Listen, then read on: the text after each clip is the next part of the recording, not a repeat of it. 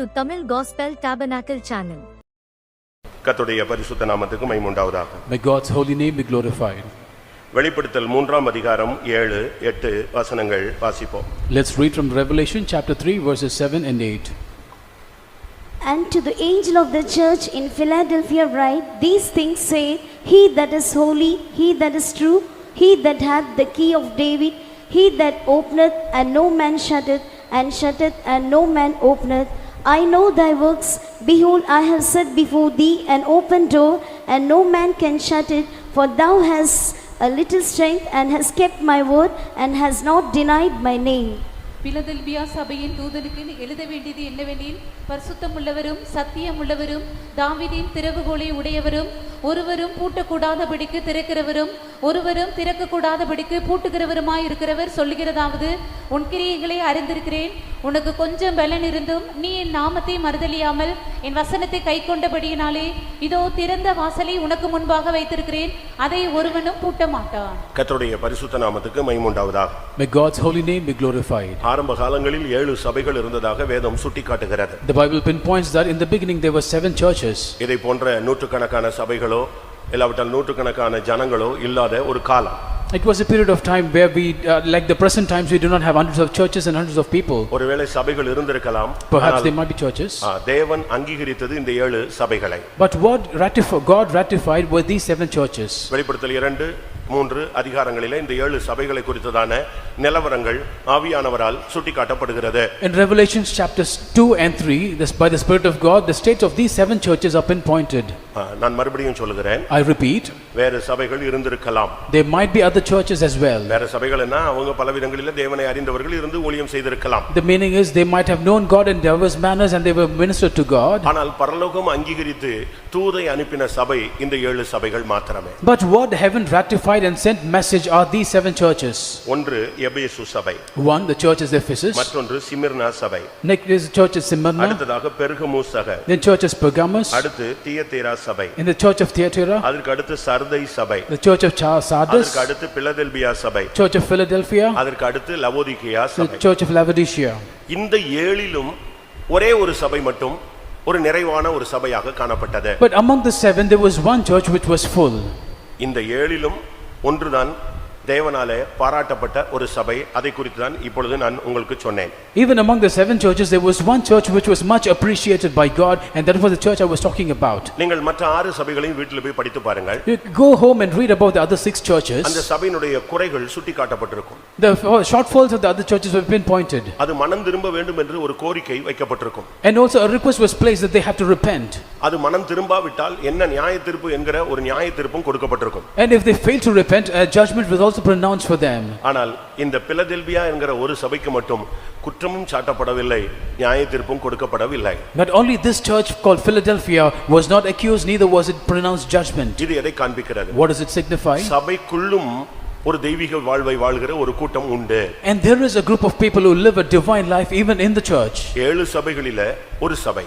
Among the 7 churches, one church. அந்த சபைக்கு கர்த்தர் சொல்லுகிறார், நான் உனக்கு திறந்த வாசலை உனக்கு முன்பாக வைக்கிறேன். To that church the Lord says that I will keep before you an open door. கர்த்தருடைய பரிசுத்த நாமத்துக்கு மகிமை உண்டாவதாக. May God's holy name be glorified. மனம் திரும்ப அவசியமற்ற, மனம் திரும்ப சரியான ஒரு மனம் திரும்புதலை அனுபவமாக்கி கொண்ட ஒரு சபை.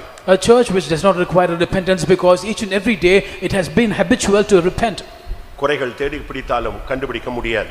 So even if you try to find out some mistakes you cannot find. அந்த சபையே நற்சாட்சி பெற்ற ஒரு சபை. And that was a church which had a good witness. அந்த சபையிலே ஆவியானவர் தேடி பார்த்தும் கூட ஒரு குறை கண்டுபிடிக்கப்பட முடியவில்லை. So even after the Spirit of God doing a diligent search, it cannot find a fault in the church. காரணம் என்ன? What was the reason? அந்த சபையினுடைய பெயர் Philadelphia. Because the name of the church is Philadelphia. இன்னைக்கு अनेक சபைகளுக்கு இப்படிப்பட்ட பெயர்கள் சூட்டப்படுகிறதை நீங்கள் உலகத்திலே பார்க்கலாம். In the world we also find that many churches are called by this name. சில ஊர்களுக்கு கூட இந்த பிலதெல்பியா என்கிற பெயர் வைக்கப்பட்டிருக்கிறது. Even certain cities, certain places are called after this name Philadelphia. இன்றைக்கு அந்த இடம் இருக்கிறது. Even today that place is there. அந்த இடத்துக்கு பெயர் அல்லாஹ் Zakir. The name of the place is Allah Sahib. அப்படின்னா என்ன அர்த்தம்? அல்லாஹ் சாகிர் அப்படின்னா தேவனுடைய நகரம் அப்படின்னு இன்னைக்கும் அந்த இடத்துல இருக்கிறது. So even today that name is there. The meaning of the name is the city of God. ஆனா சரியான அர்த்தம் என்ன? But what is the exact meaning? ஆவியானவர் அந்த சபைக்கு அந்த பெயரை வைத்ததுக்கு காரணம் என்ன? What was the reason Spirit of God has given this name to the church? நாமும் கூட சபைக்கு பெயர் வைத்திருக்கிறோம். We also have name for the church. என்ன பெயர்? What is the name of our church? பழைய பெயர் என்னது? What was the old name? Ceylon Pentecostal mission. Ceylon Pentecostal Mission. அப்படின்னா என்ன அர்த்தம்? What does it mean? இலங்கையில இருந்து அது தொடங்குனதுனால அந்த நாட்டுடைய பெயர் அதுல தொற்றிக்கொண்டது. So because it was started from Sri Lanka, the name was there. Pentecost என்பது இயேசு கிறிஸ்து உயிரோடு எழும்பி 50வது மரித்து உயிரோடு எழும்பின 50வது நாள் அன்றைக்கு பரிசுத்த ஆவி அனுப்பப்பட்டது. ஆனபடியால் நம்முடைய சபைக்கு என்ன பேர் வச்சோம்? பெந்தேகோஸ்தே நாளில் பரிசுத்த ஆவி வந்ததனால பெந்தேகோஸ்தே என்று வைத்தோம். So it was after the death and resurrection of Lord Jesus Christ on the 50th day, the Holy Spirit was sent, and therefore it is called as the Pentecost. That's why we call the name as Pentecost for our church. வேலூர்ல 36 சபைகள் 36 denomination இருக்குது. In Vellore we have about 36 denominations. ஒரு book வாங்கி படிச்சேன். I bought a book and read. 36 சபை இதுக்கும் அதிகமாக இருக்கிறது. அதிகமா இருக்குன்னா பெட்டி கடை மாதிரி வச்சிருக்கிறவங்க எல்லாம் இருக்காங்க. And there are 36 plus churches, denominations in Vellore. There are small churches which is beyond 36. அப்படிதானே? கரெக்ட் தானே நான் சொல்றது? Is it not so? நீங்க அந்த புக்கை வேணா வாங்கி படிச்சு பாருங்க. You can purchase that book and read. வேலூருடைய full history அதுல இருக்கு. The entire history of Vellore is there. முழங்கால் யுத்தம்னு அந்த புக்குக்கு பெயர். And that book is named as War and on Knees. அதுக்கு பேர் வந்து முழங்கால் யுத்தம்.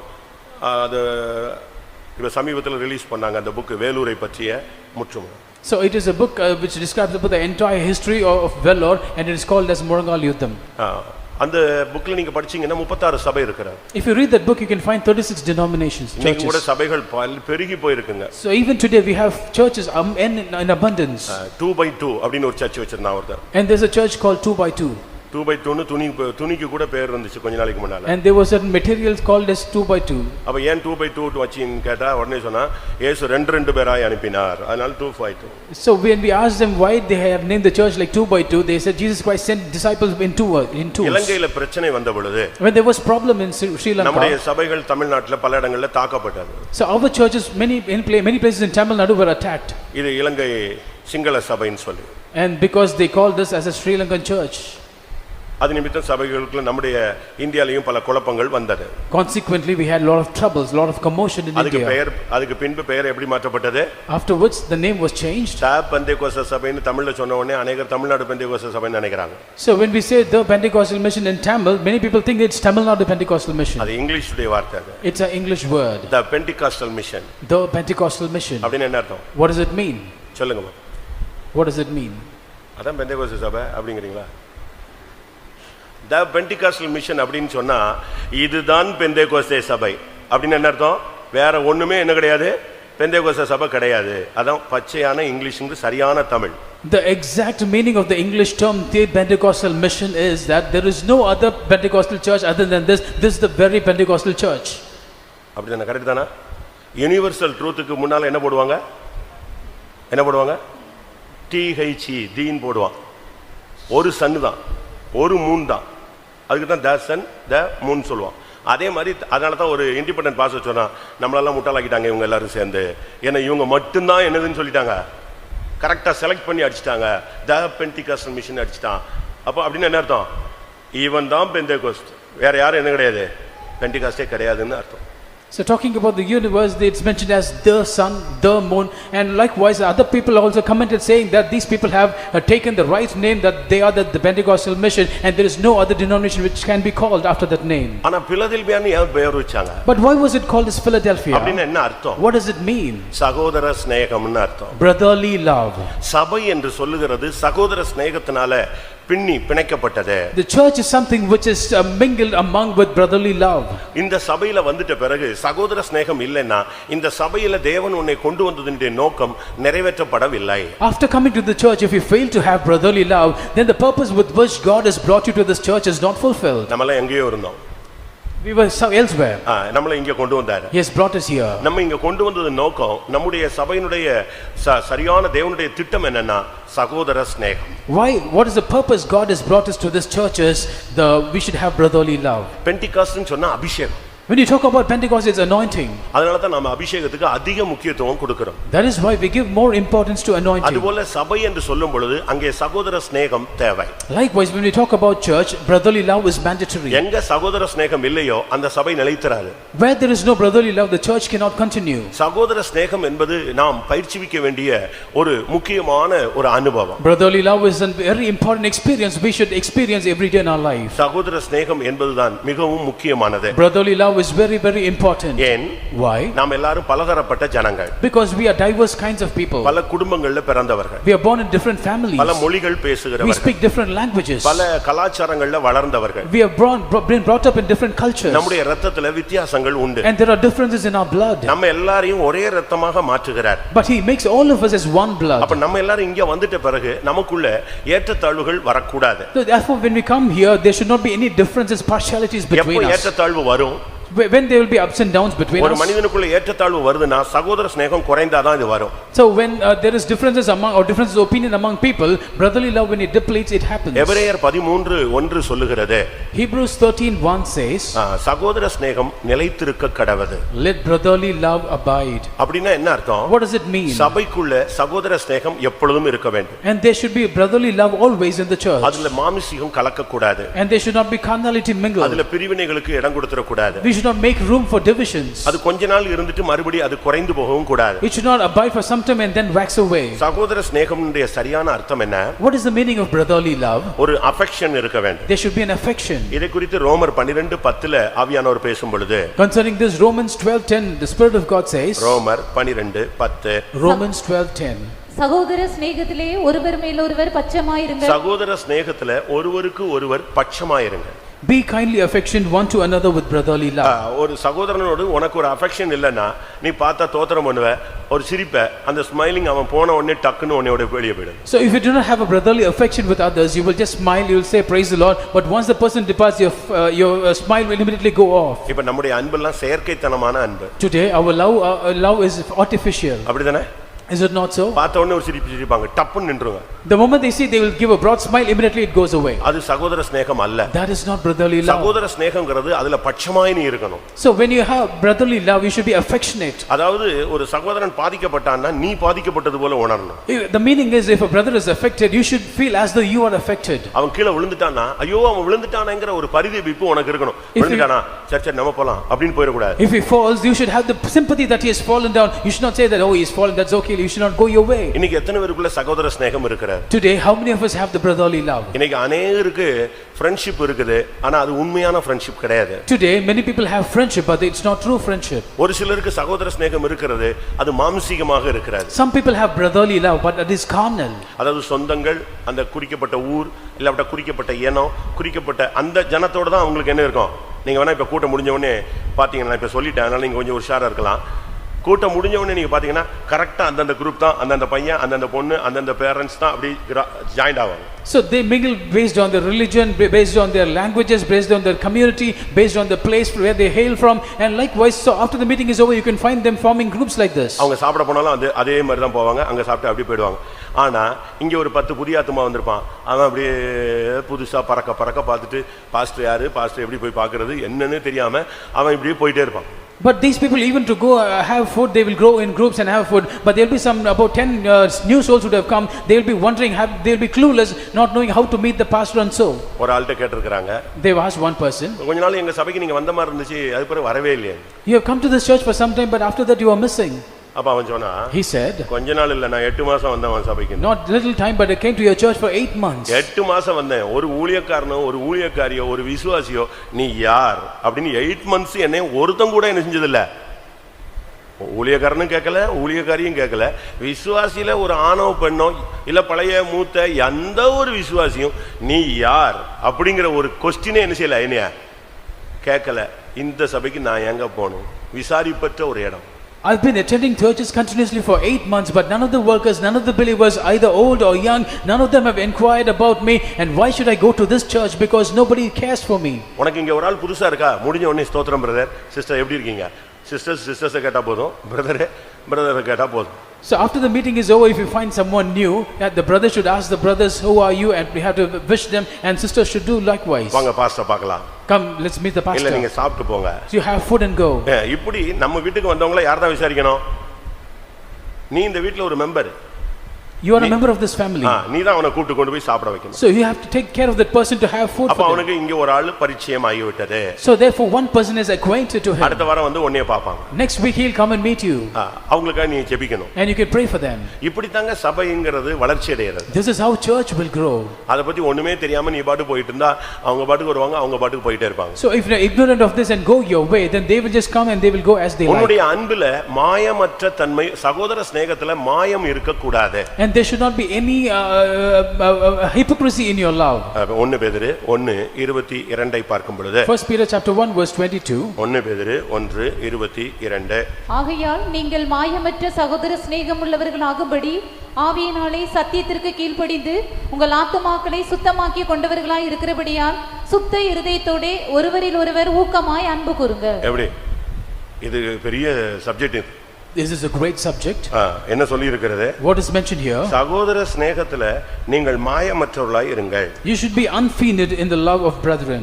அதுக்கு காரணம் என்ன? What is the reason? நீங்கள் சத்தியத்துக்கு கீழ்ப்படிந்து obeying the truth, உங்கள் ஆத்துமாவை நீங்கள் சுத்தமாக்கி கொண்டு purifying your soul, சுத்த இருதயத்தோடு ஒருவரில் ஒருவர் அன்பு கூறுங்கள். you got to love one another with pure heart fervently. எந்த இடத்திலயுமே சகோதர அன்புல பாய்சன் கலக்க கூடாது. At no point in time should you mix poison with brotherly love. அப்படின இன்னொரு அர்த்தம் என்ன? What is the other meaning? மாமிச அன்பை பழக்க வைக்க கூடாது. We should not encourage carnal love.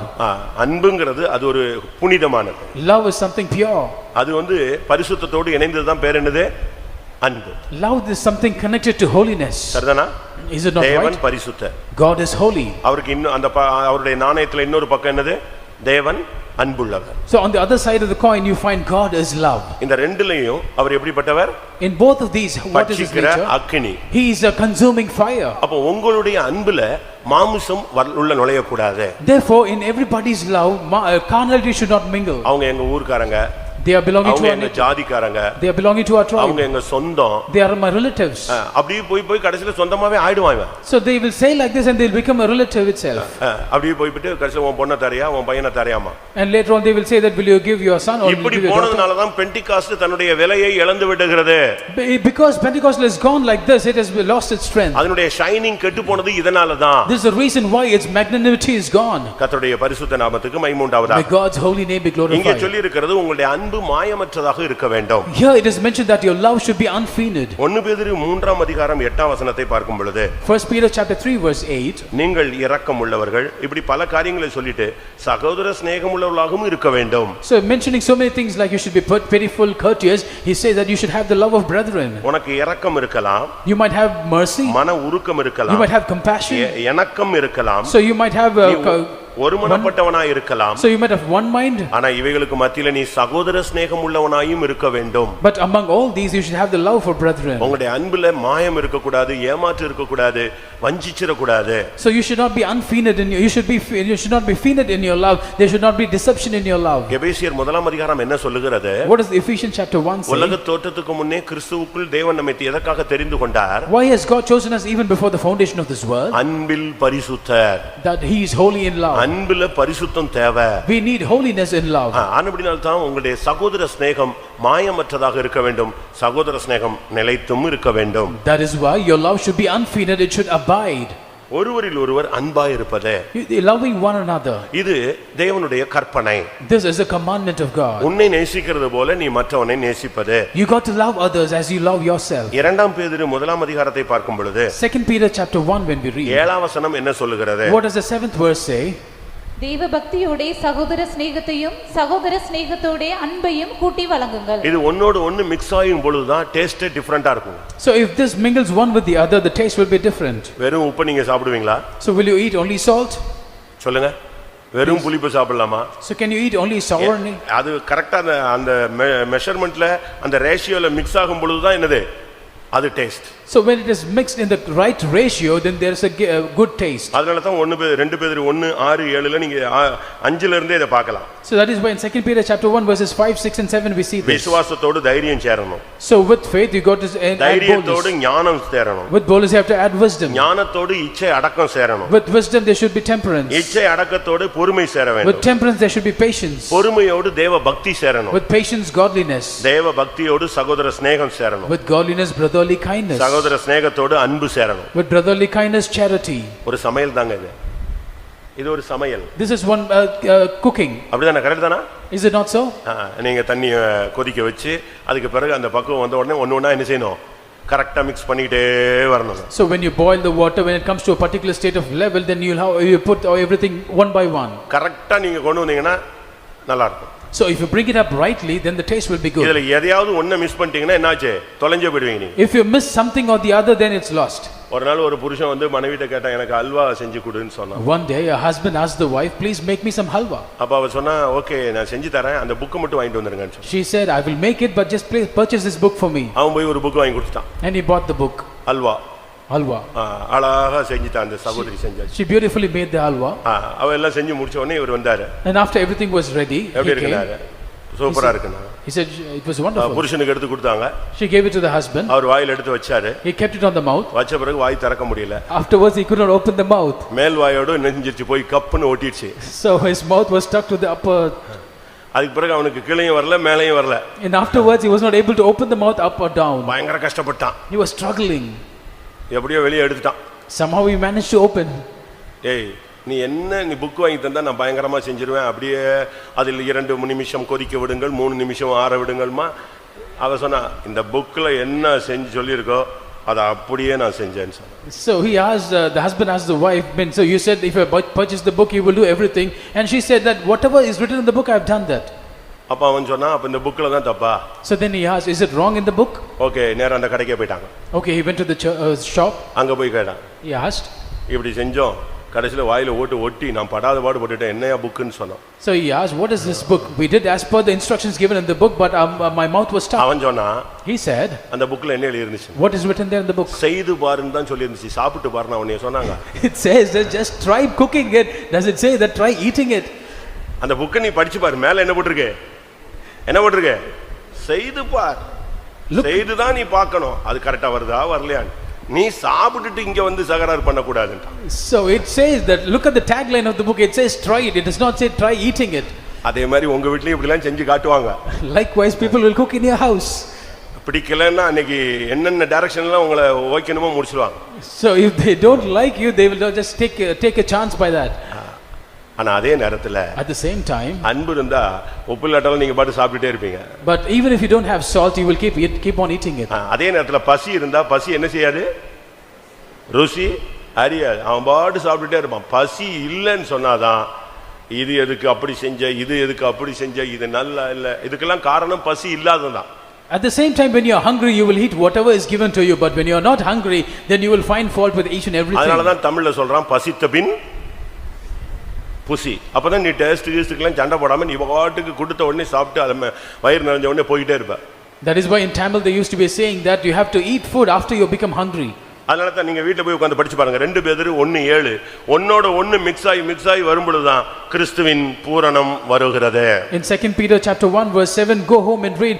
So when everything mingles in the right proportion, then the love of Christ comes in. அந்த ரேஷியோல அது சேர்ந்துக்கிட்டே வரணுங்க. It should be mixed in the right ratio. அப்படி வரும்பொழுது ஃபைனல் வரும்பொழுது கிறிஸ்துவின் மனவாட்டிங்கிறது வந்து நின்றும். So when it comes in the right proportion, finally it comes to the stage of being called the bride of Christ. கர்த்தருடைய பரிசுத்த நாமத்துக்கு மகிமை உண்டாவதாக. May God's holy name be glorified. இங்கே நாம் பார்க்கும் பொழுது இந்த சபையை குறித்து ஆவியானவர் பேசுகிறார். Here the church of God, the Spirit of God talks about the church. ஏன் இந்த ஒரு சபைக்கு மட்டும் திறந்த வாசலை வைக்கிறாரு? Why does the Lord keep an open door for this church? நம்மில் அநேகருக்கு ஒரு கேள்வி, எனக்கு எங்க போனாலும் முட்டிக்கிட்டே இருக்குது, கதவு பூடிடுது, எனக்கு எது செஞ்சாலும் வாய்க்கல, இப்படி ஒரு क्वेश्चन இங்க பாதி பேருக்கு இருக்கிறது. So more than half of the people here have the question that whichever I go, place I go, wherever things, whatever things I put my hand into, the door is shut before me. ஆண்டவருக்கு ஒரு நாமம் இருக்கிறது. And the Lord has a name. அது என்னது? What is the name? தாவீதின் திறவுகோலை உடையவர். The one that holds the keys of David. Amen. பூட்டக்கூடாதபடி திறக்கிறவர், திறக்கக்கூடாதபடி பூட்டுகிறவர். So he is the one that openeth that no one can shut and shutteth that no one can open. இப்படிப்பட்ட தெய்வத்தை தான் நாம் இன்றைக்கு worship பண்றோம். We are worshiping such a kind of God today. பின்ன எப்படி நமக்கு போகிற இடங்களெல்லாம் கதவு பூட்டப்படுகிறது? It's then why, what is the reason that wherever we go the doors are shut? இதுக்குள்ள மறைஞ்சிருக்கிற சத்தியம் மறுதலித்தல். So the truth behind this is denying. இன்றைக்கு message மறுதலியாதே. Today's message is do not deny. எந்த சூழ்நிலையிலும் ஒரு விசுவாசி கையில பைபிளை தூக்கிட்ட பிறகு சாகுற வரைக்கும் அவன் மறுதலிக்கவே கூடாது. A child of God, after he takes up the Bible in his hand until the time of his death, he should not deny. எப்படி ஒருத்தன் கல்யாணம் கட்டின பிறகு கடைசி வரைக்கும் சாகுற வரைக்கும் அவதான் என்னன்னு சொல்லுவான்? அவதான் என்னுடைய மனைவின்னு சொல்லுவானா சொல்ல மாட்டானா? Even after a person getting married, until the death point of death, he would say that this is my wife. சாகுற வரைக்கும் அவதான் யாரு? மனைவி. Until the time of his death, it is the wife. அதுபோல நீ என்னைக்கு பைபிள் தூக்குனியோ அன்னையில இருந்து நீ மறுதலிக்கவே கூடாது. So likewise, from the time that you have taken the Bible in your hand, you should not deny. இந்த சபையினுடைய தன்மை என்ன? What is the nature of this church? இது ஒரு பெரிய பலசாலியான சபை கிடையாது. So this is not a very strong church. அது ஒரு சிம்சோன் போல இல்ல காண்டாமிருகத்துக்கு ஒத்த பலன் உள்ள சபை கிடையாது. This is not a church with strength like Samson or the unicorn. புரியுதா உங்களுக்கு? Do you understand? இல்ல கோலியாத் மாதிரி ஒரு ஜெய்ஜாண்டி ஃபிகர் உள்ள ஒரு ஆளும் கிடையாது. Or it is not a man like a gigantic figure like Goliath. அந்த சபைக்கு இருந்த பலன் எப்படிப்பட்டது? What was the strength of the church? சொல்லுங்க. எவ்வளவு பலன்? What strength? கொஞ்சம் தான் பலன். A little strength. ஆனா அந்த கொஞ்ச பலத்துல அது தேவனை மறுதலியாம ஜீவனை கொடுத்தது. But with the little strength that it had, it did not deny God but laid down its life. உனக்கு அளிக்கப்பட்ட கிருபை கொஞ்சமா இருக்கலாம். The grace given to you might be little. உனக்கு அளிக்கப்பட்ட விசுவாசம் கொஞ்சமா இருக்கலாம். The faith given to you might be small. உனக்கு அளிக்கப்பட்ட பரிசுத்தம் கொஞ்சமா இருக்கலாம். Holiness given unto you might be very trivial. அந்த கொஞ்சத்துல நீ உண்மையா இருக்கணும். But you got to be faithful in the little what you have. உனக்கு வசதி வாய்ப்புகள் தேவன் கொஞ்சம் கொடுத்திருப்பார். The Lord might have given some conveniences to you a little bit. ஏதோ சாப்பாட்டுக்கு தேவைகள் கொடுக்கலாம். So whatever food you require, the Lord might சாப்பாட்டுக்கு அதிகமாக ஒரு 1000 ரூபாய் எக்ஸ்ட்ரா கிடைக்கிற மாதிரி தேவன் கொடுக்கலாம். The Lord might have given provided you maybe 1000 rupees more than your requirements. இல்ல சாப்பாட்டுக்கே நீ தடுமாற்றம் உள்ளவனாய் இருக்கலாம். Or perhaps you are a person struggling for even daily food. ஏன் இப்படி ஒரு பாதையில தேவன் பிள்ளைகளை நடத்துகிறார்? Why does the Lord lead the children in such a path? இதுல அவன் உண்மையா இருக்கறானா அப்படிங்கிறது ஒரு test. It is a test to check whether he is faithful in what is given. இந்த டெஸ்ட்ல நீ பாஸ் ஆகணும். You got to pass this test. அப்படி pass ஆயிட்டேனா if you pass likewise, உன்னை அநேகத்தின் மேல் அதிகாரியாக அவர் வைப்பார். and he should make you a ruler upon many. இப்போ நீ அநேகத்துக்கு அதிகாரியா மாறிடுற. Now you have become a ruler over many. இந்த அநேகத்துல நீ உண்மையா இருக்கும் பொழுது when you are faithful in the many, இன்னும் அநேக காரியங்கள் உன்மேல விசுவாசம் வைத்து தேவன் கொடுக்கிறார். So the Lord keeps his faith on you and gives more things, more responsibilities in your hand. மறுதலித்தல் என்பது வீழ்ச்சியின் அடையாளம். And therefore the enjoying everything is a sign of fall. இன்னைக்கு அந்த சபைகள் எல்லாம் ஒரு தரம் தான் மறுதலித்தது. So because those churches just denied once. ஆனா நம்மில் அநேகர் ஒவ்வொரு நிமிடமும் மறுதலிக்கிறோம். But many of us deny every moment. மறுதலித்தல் என்பது தடுமாற்றத்தின் அடையாளம். So denying is an experience of struggling. ஒரு விசுவாசி மறுதலிக்கிறான்னு சொன்னா if a believer staggers, அவன் spiritual standard என்ன செய்யுது? குறைய போகுது அப்படின அர்த்தம். The meaning is a spiritual standard is depleting. ஒரு ஊழியக்காரன் மறுதலிக்கிறான்னு சொன்னா if a worker of God is denying, அவனுடைய ஊழியத்துல அவன் இறங்கி தாழ்வை நோக்கி இறங்க ஆரம்பிக்கிறான்னு அர்த்தம். and he is heading downwards in the ministry. உன்னை தராசுல வச்சு நிறுத்து பார்க்கறாரு. நீ மெனே தெக்கேல் உபார்சின், நீ தராசிலே நிறுத்து காணப்பட்டாய், நீ குறையானவனாய் காணப்பட்டாய். So he places you in the balance and he weighs you, saying that mene tekel uparsin, which means that you are weighed and found wanting. ஆனா இந்த சபையை பத்தி சொல்றாரு. But talking about this church, உன் கிரியைகளை நான் அறிந்திருக்கிறேன். I know your works. உனக்கு கொஞ்சம் பலன் இருந்தோம். You had little strength. என் நாமத்தை நீ மறுதலியாமல், however you do not deny me. என் வசனத்தை நீ கைக்கொண்டபடியினால், because you kept my word, நான் உனக்கு எதை வைக்கிறேன்? திறந்த வாசலை நான் வைக்கிறேன். I place before you an open door. அதை எந்த பிசாசோ செய்வனையோ ஏவலோ மனுஷனோ சந்திரமோ மந்திரமோ எதுவும் பூட்ட முடியாது. No witchcraft, no devil, no magic, no spell of magic can stop it. இன்னைக்கு நமக்கு சில காரியங்கள்லாம் பட்டுன்னு மூடிடுதுன்னு அர்த்தம். So today certain things we try to do. இன்னைக்கு நல்லா இருந்த மாதிரி இருக்கும், நாளைக்கு ஃபெயிலியர் ஆயிடும். So what we do might appear good today but tomorrow it's a failure. அது ஒருவேளை உன் ஜெபத்துல திறந்ததா இருக்கலாம், இல்ல நீ உன் முயற்சியில திறந்ததா இருக்கலாம். ஆனா தேவன் திறந்தா என்ன செய்ய மாட்டாரு? போட்ட விட மாட்டாரு. Perhaps it is opened by your endeavor or by your efforts in prayer, but if the Lord opens the door, no one will shut it. ஏன்? Why? அந்த திறவுகோல் யார்ட்ட இருக்கு? The keys are in his அவர் கையில இருக்கு. It was in hand. அவர் பூட்டிட்டார்னா அவர்தான் திறக்கணும். If he locks, he should only open. அவர் திறந்தார்னா யாரதான் பூட்டணும்? அவர்தான் பூட்டணும். If he opens, he should only shut it. அப்படிப்பட்ட தேவனை நாம் வைத்திருக்கும் பொழுது நீங்கள் ஏன் மறுதலிக்கிறீர்கள்? When you have such a God, why should you deny? இந்த மறுதலித்தல் என்பது இன்னைக்கு கிறிஸ்தவ உலகத்துல ஒரு சர்வசாதாரணமாக மாறிவிடுகிறது. Denying is becoming very habitual, very normal among the Christians. பேதுருவாய் இருக்கும் வரை மறுதலிக்கவில்லை. Peter, as long he was Peter, he did not deny. ஆனா எப்ப சீமோனா மாறினானோ அப்பொழுது மறுதலிப்பு உண்டாகிறது. But the moment he became Simon, he started denying. இல்லாவிட்டால் மறுதலித்த உடனே அவனுடைய பெயர் எதா மாறிடுச்சு? Or in other words, once he denied, his name became பேதுருடைய பழைய பெயர் என்ன? What was the old name of Peter? Simon. சீமோன்னா என்ன அர்த்தம்? What does it mean by Simon? நாணல். It's weed. இதுதான் அவனுடைய பழைய லைஃபும் அவனுடைய பழைய பெயரும் அவனுடைய லைஃப் ஸ்டைலும் அப்படிதான் இருந்தது. And that was the nature of his old life, that was his name as well as his lifestyle. அப்படினா என்ன? What does it mean? இங்க வந்தா இந்த சைடு சாஞ்சிக்குவான், அந்த சைடு வந்தா அந்த சைடு சாஞ்சிக்குவான். காத்துக்கும் தண்ணிக்கும் ஏத்த மாதிரி ஆடிக்கிட்டே இருக்கிறது தான் நாணலுடைய தன்மை. Reed or bulrush is something which will move with the face of the wind, with the direction of the wind. If something has to happen this side, he will wave this side. If something has to happen the other side, he should go the other way. அதனால தான் பேர் வைக்கும்போது that is why when you keep கர்த்தர் அவனுக்கு என்ன பேர் வச்சாரு? What did the Lord name him as? நீ ஒரு கல், you are a stone, நீ ஒரு பாறை, you are a rock. அதனால தான் அவனுக்கு நேம் கரெக்ட்டா வச்சாருங்க. That is why he gave him the right name. நம்ம ஆளுங்க கூட இப்ப புதுசா பேர்லாம் குழந்தைக்கெல்லாம் வைக்கறாங்க, ஒருத்தனுக்கும் புரியாதுங்க. கேட்டா அது அரப் நேம், அது கிரீக்ல அப்படி வருது, ஹீப்ரூல இப்படி வருது, இங்க தமிழ்ல எப்படி வருதுன்னே அவனுக்குமே தெரியல. அப்படிதானே? So people are giving names today that they say it's an Arabic name, it's called a Greek name, so even they don't know the meaning of it in Tamil. Christians கூட நியூமரிக்கல் ஸ்டைல்ல வைக்கறாங்க. So even Christians are also naming after the numeric. இப்படி வச்சா அப்படி வச்சா இப்படி எல்லாம் மாத்திக்கிட்டே வராங்க. So based on numerology they want to keep the names like this. தவறு பிரியமானவர்களே, beloved ones, it's wrong. நம்முடைய பெயர் பாறையாக மாற வேண்டும். Our name should become a rock. அவனுடைய லைஃபை ஒரு உறுதித்தன்மையா மாற்றுறதுக்கு தான் கர்த்தர் அவனுக்கு பேதுரு, கேபா, பத்ரோஸ், பீட்டர், இதனுடைய முழு அர்த்தம் என்னதான்? நீ ஒரு கல், நீ ஒரு பாறை. So the meaning of the Lord giving names to Peter as Cephas and Petros, that is called Peter, the meaning is that he should be like a rock, a stone. பேதுருவா இருக்கும்போது அவருடைய ஸ்டேட்மென்ட் என்ன? When he was Peter, what was his statement? மத்தேயு 26:35 பாக்கும்போது, Matthew 26:35, அவருடைய பேதுருவா இருக்கும்போது அவருடைய வார்த்தை என்ன? What was his word when he was Peter? அதற்கு பேதுரு, நான் உம்மோடே மரிக்க வேண்டியதா இருந்தாலும் உம்மை மறுதலிக்க மாட்டேன் என்றான். எப்படி? பேதுருவுடைய வார்த்தை என்னது?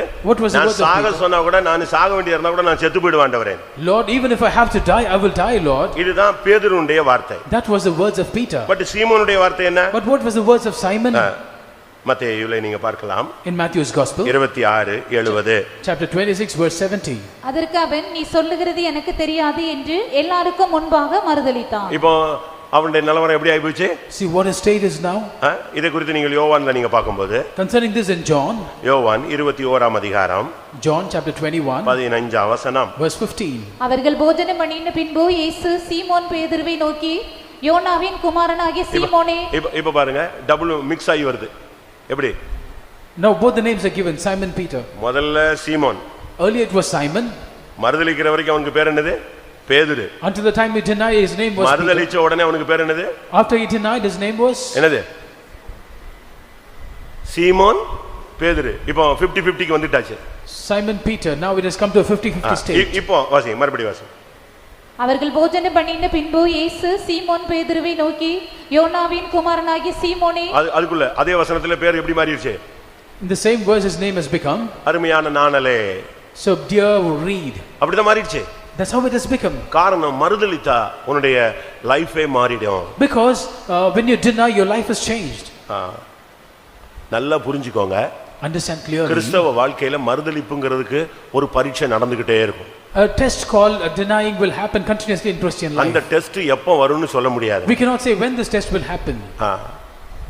வந்துகிட்டே இருக்கும். It will keep on coming. ஊழியக்காரனுக்கு சாகுற வரைக்கும் வரும், விசுவாசிக்கு சாகுற வரைக்கும் இந்த மறுதலிப்புங்கிற ஒரு டெஸ்ட் மட்டும் என்னது வந்துகிட்டே இருக்கும். This test of denying will come to a believer as well as a worker until the point of his death. உங்களுக்கு புரியுற மாதிரி சொல்றேன். I will explain more clearly. இப்போ நீங்க டிரைவிங் லைசென்ஸ் எடுக்க போறீங்கன்னு வெச்சுக்கோங்க. If you go to apply for a driving license, ஒரு மெடிக்கல் சர்டிபிகேட் வாங்கி கொடுக்க சொல்லுவாங்க. And they will ask you get some certificate. Medical certificate வாங்கி medical certificate. இப்போ வாங்கி கொடுத்த உடனே உங்களுக்கு லைசென்ஸ் எல்லாம் கிடைச்சிரும். So after you provide the certificate, you will get the license. ஒரு 20 வருஷம் ஃபர்ஸ்ட்ல கொடுத்துருவாங்க. So they will give about 20 years span.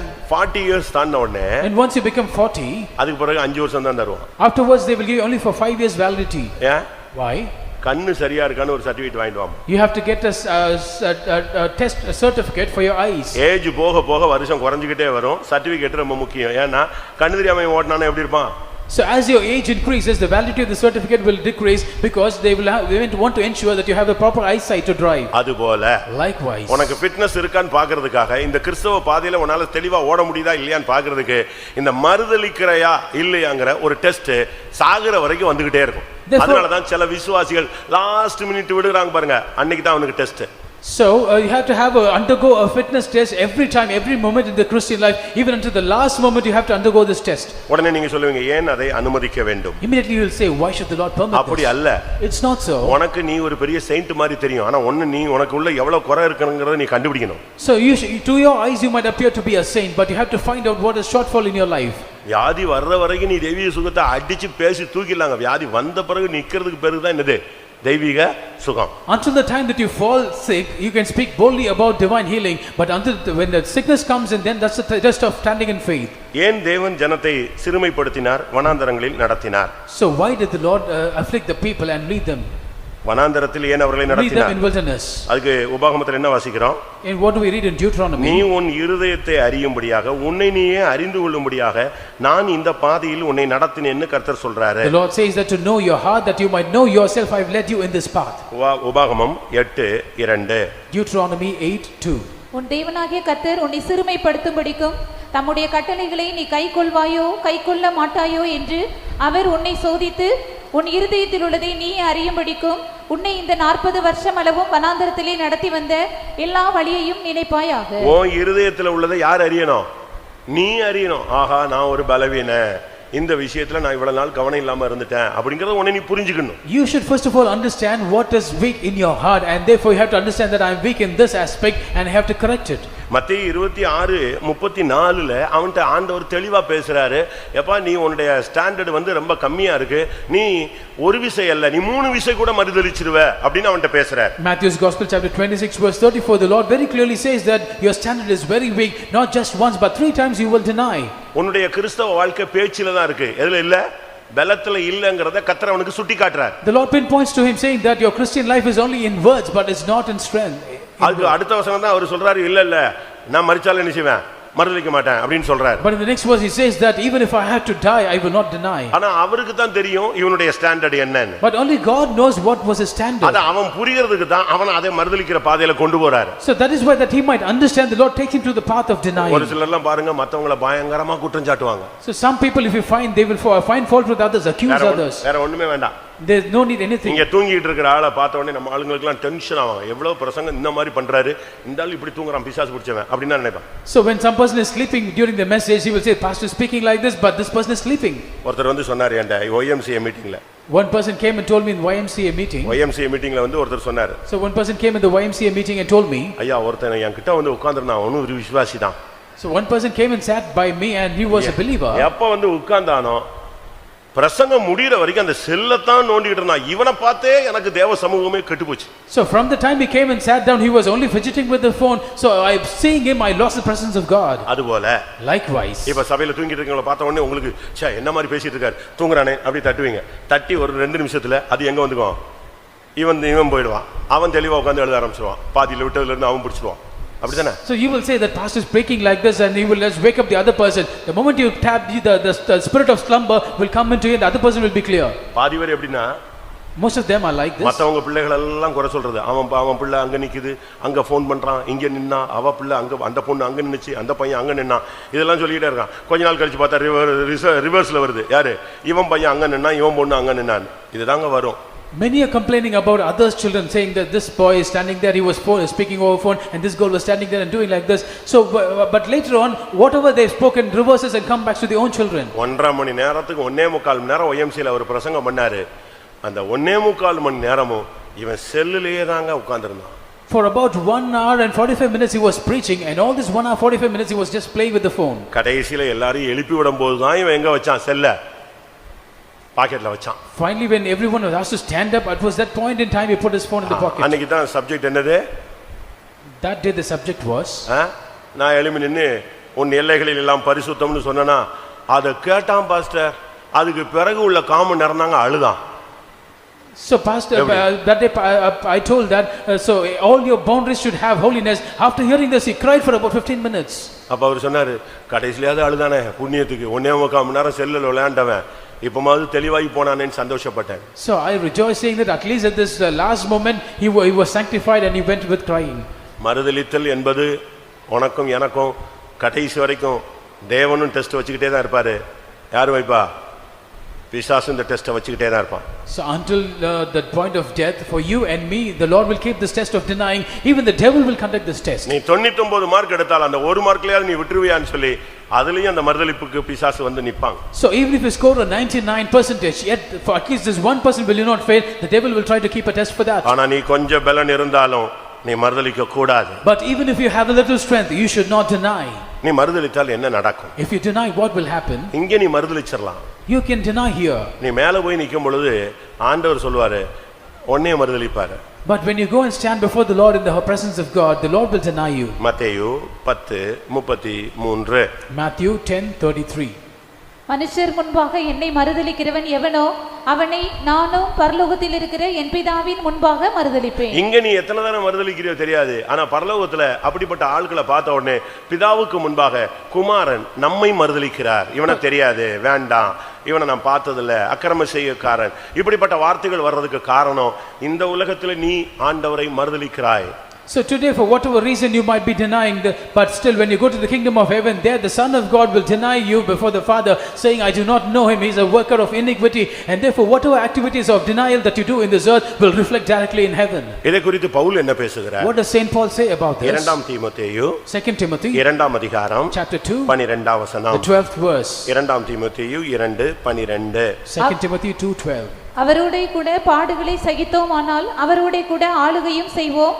நாம் அவரை மறுதலித்தால் அவரும் நம்மை மறுதலிப்பார். நீங்க அவரை மறுதலித்தீங்கன்னா அவரும் உங்களை மறுதலிக்கிறார். If you deny him, he will also deny you. அதனால தான் இந்த மறுதலிக்கிற விஷயத்துல ரொம்ப கவனமாக இருக்கணும். Therefore, in the aspect of denying, we should be very careful. உங்களுடைய தாய் தகப்பனை நீங்கள் மறுதலிக்க கூடாது. You should not deny your parents. சபையை நீங்கள் மறுதலிக்க கூடாது. You should not deny the church. சத்தியத்தை நீ மறுதலிக்க கூடாது. You should not deny the truth. ஒருவேளை நீங்க மறுதலித்தா முதல் உங்களுக்கு வர்ற விளைவு என்னன்னா குமாரன் உன்னை மறுதலிப்பார். So first of all, if you deny, the first thing that will happen to you is the son will deny you. இரண்டாவது, secondly, மறுதலித்தால் நீ ஒரு பொய்யன் என்று சொல்கிறது. If you deny, you are called a liar.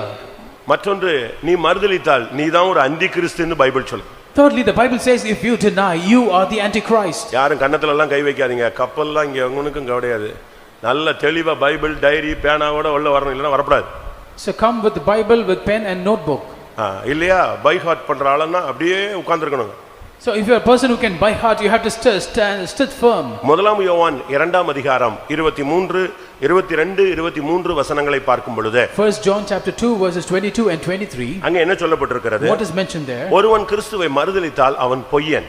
If a man denieth Christ, he is a liar. குமாரனை மறுதலிக்கிறவன் அந்தி கிறிஸ்து. He that denieth the son, he is antichrist. குமாரனை மறுதலிக்கிறவன் பிதாவை உடையவன் அல்ல. And who that denieth the son, the father, he does not have the father. அந்த ரெண்டு வசனத்துல 3 குற்றச்சாட்டுகள் இருக்கிறது. In these 2 verses 3 accusations are made. ஒருவன் இயேசுவை மறுதலிக்கும்போது அவன் பொய்யன் என்றும் அவன் அந்தி கிறிஸ்துவாகவே மாறுகிறான் என்றும் அவன் குமாரனை பிதாவை உடையவன் அல்ல என்றும் வேதம் குறை கூறுகிறது. When a person denies Lord Jesus Christ, he becomes a liar, he is called the antichrist, and he does not have the father or the son. அப்ப மறுதலித்தல்னா என்ன? So what does it mean by நீ denying? அறிந்த சத்தியத்தின்படி ஜீவிக்காததுக்கு பேர் என்னது? மறுதலித்தல். Failing to live according to the truth that you have heard, it's denying. நீ அறிந்த சத்தியம், நீ கேட்ட உபதேசம், நீ படிச்ச வசனம், தேவன் உனக்கு கொடுத்த அபிஷேகம், இவைகளுக்கு அப்பாற்பட்டு உன்னுடைய வாழ்க்கையை நீ அமைக்கிறதுக்கு பெயர் மறுதலித்தல். So setting your life apart from the truth and the doctrine that you have heard and the anointing that you have received, that is called as denial. இப்ப பேதுரு எப்படி மறுதலிக்கிறாரு? Now see how Peter denies. அவர்ட்ட ஒரு பெண் கேக்குறா. So a woman asked, உன் பேச்சு அந்த கலிலேயனுடைய பேச்சுக்கு என்ன செய்யுது?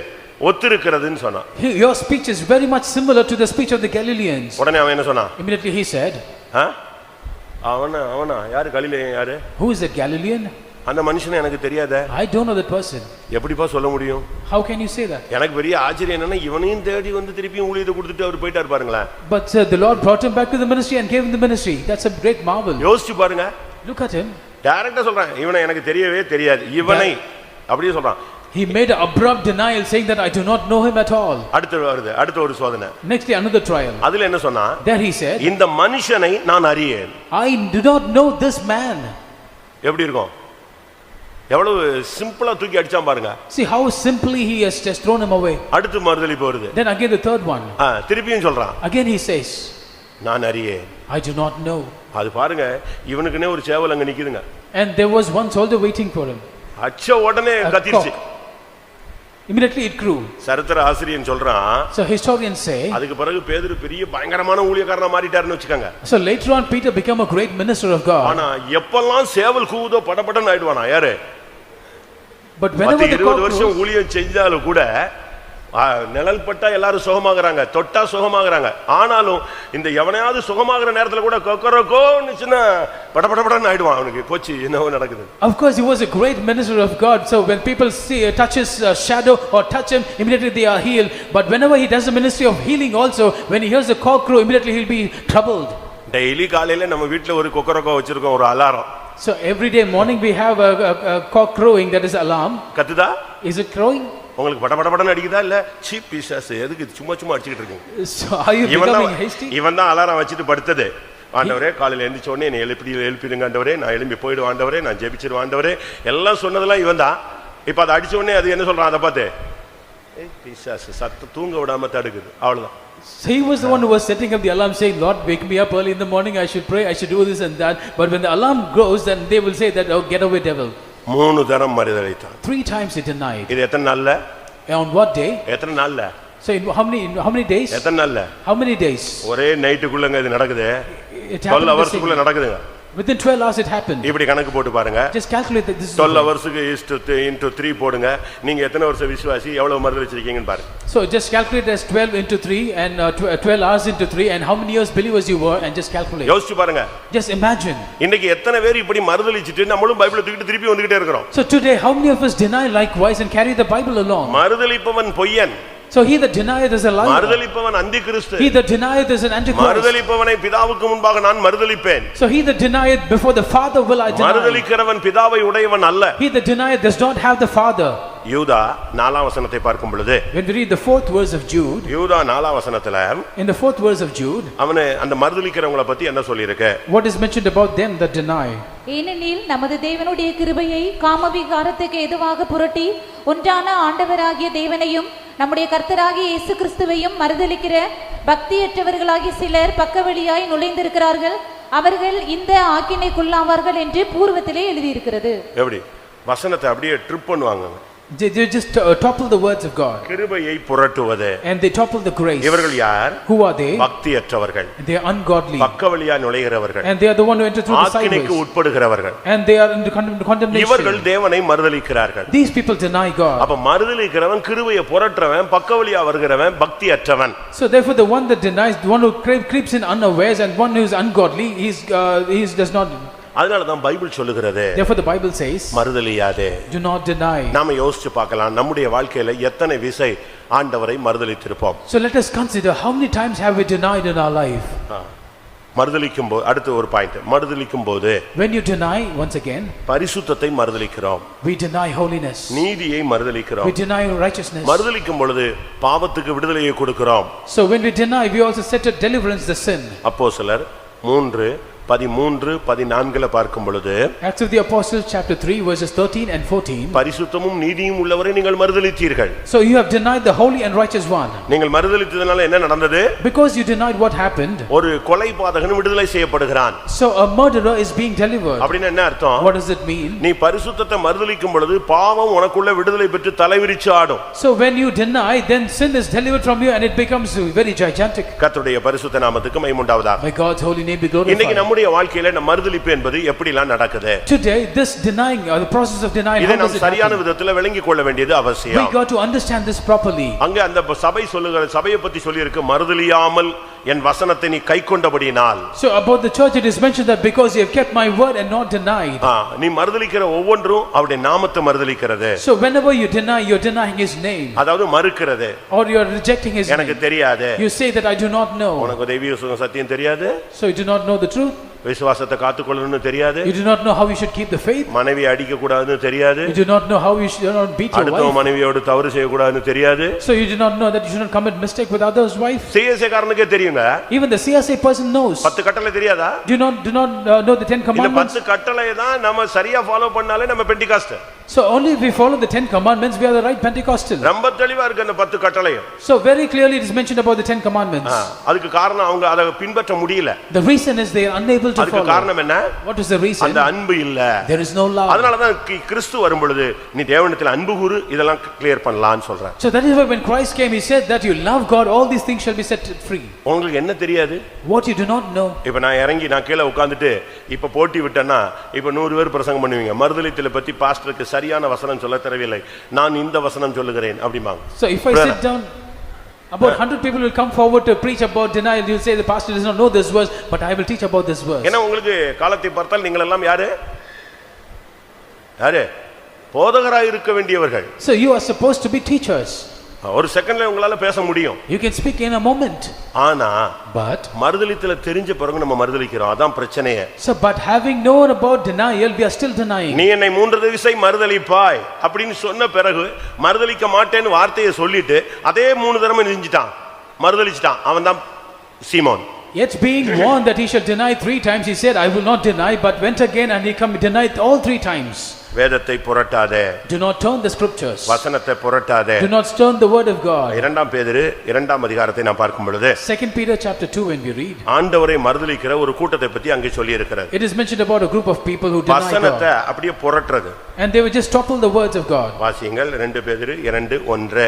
2 Peter chapter 2 verse 1. கள்ள தீர்க்கதரிசிகளும் ஜனங்களுக்குள்ளே இருந்தார்கள், அப்படியே உங்களுக்குள்ளும் கள்ள போதகர்கள் இருப்பார்கள். அவர்கள் கேட்டுக்கேதுவான வேத புரட்டுகளை தந்திரமாய் நுழைய பண்ணி தங்களை கிரியத்துக்கு கொண்ட ஆண்டவரை மறுதலித்து. வசனத்தை ஒருத்தன் ட்ரிப் பண்ணி பேசிட்டானாலே அதுக்கு பேர் என்னது? மறுதலித்தல். If a person is heretic in his words, that means that he is denying. புரியுதா உங்களுக்கு? Do you understand?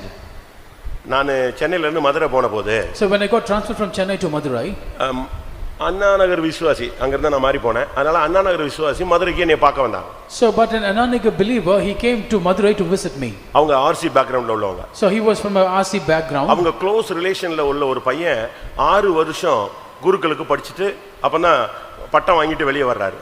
So there was one of his close relative who studied theology and he was just secured the degree and came out. அவருக்கு ஒரு function வைக்கறாங்க. And they also had ordained a feast for him. ஏன்னா 6 வருஷம் pass ஆயிட்டார் அவருக்கு, அதனால அவருக்கு என்னது குரு பட்டம் கொடுக்கறாங்க. சின்ன பையன் தான். So of course he was a young boy, but he has passed through the 6 years of studies and he has now secured the degree. அந்த ஃபங்க்ஷனுக்கு இவங்க அட்டெண்ட் பண்ணிட்டு நீ நல்லா ஊழியம் செய்யணும்னா எங்க பாஸ்டரா ஜெபம் பண்ணுன்னு என்கிட்ட கூட்டி விட்டாங்க. So after he was ordained, then he was brought to me saying that if you have to do the ministry well, you have to be prayed from my pastor, and therefore he was brought to me. அவன்கிட்ட கொஞ்ச நேரம் பேசிட்டு இருந்தாங்க. I was speaking to him for some time. அதுக்கு தான் புரிஞ்சது இவன் pastor இவன் குரு ஆயிட்டானா என்ன ஆவறது இந்த சபைன்னு. It's only then after discussion I understood that if he becomes the leader of the church, what will happen to the church? ஏன்னா அவன் என்ன சொல்ல ஆரம்பிச்சான் கொஞ்ச நேரத்துல, because after little time he said, பைபிளை மட்டும் தான் பிலீவ் பண்ணனும்னு இல்ல, டார்வின் தியரியை நீங்க சிந்திச்சு பாருங்க நானே. He said you should not believe only the Bible, but you should also contemplate Darwin's theory. Darwin theory என்ன சொல்லுது? What does Darwin's theory say? Bible என்ன சொல்லுது? What does the Bible say?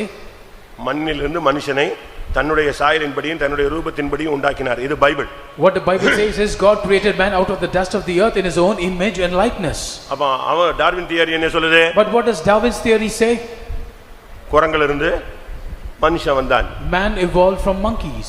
இதை அக்செப்ட் ஏன் நீங்க வந்து சிந்திக்க மாட்டீங்கன்னா, he's asked saying why don't you contemplate this? எப்படி ஆர்சி சர்ச்சில நீ இப்படி பேசுவியான்னு கேட்டேன். I asked, will you speak like this in the RC church? ஒரு மாஸ்ல உன்னால இப்படி பேச முடியுமா? Can you speak in a mass like this? பேசலாமே, அதுல ஒண்ணும் தப்பு இல்லையா? He said I can speak, there's nothing wrong. அடுத்து டக்குன்னு இயேசு தண்ணீரை திராட்சரசமா மாத்தினார் பாருங்க, அதுக்கு வந்தான். Then he said to that incident where Jesus Christ converted the water into wine. எல்லாரும் கால் கழுவுனாங்க இல்லையா, அந்த கால் கழுவும் போது கால்ல உள்ள அழுக்கு எப்படி மாறிடுச்சு? Everybody was washing their feet. அந்த கலர் டிஃபரண்டா இருந்துச்சுங்கிற மாதிரி ஒரு மாதிரி கொண்டு வந்து இந்த கால் கழுவுனது தான் திராட்சரசம் அவன் அப்படியே சொன்னா. எனக்கு ஒண்ணுமே புரியல. He gave a different interpretation. 6 வருஷம் படிச்சு மண்ணெல்லாம் அள்ளி போட்டான், என்ன இப்படி பண்ணிட்டானே. So he was comparing the dirty water where the feet were washed into the grape and into wine, and therefore I was wondering what he had learned all these 6 years. ஒரு 2-3 நாட்களுக்கு முன்னால ஒரு செய்தி கேட்டேன். So 2 or 3 days before I heard a news. அது வேத புரட்டுக்கு சொல்றேன் நான். I'm just talking about these heresies or this turning the word of God.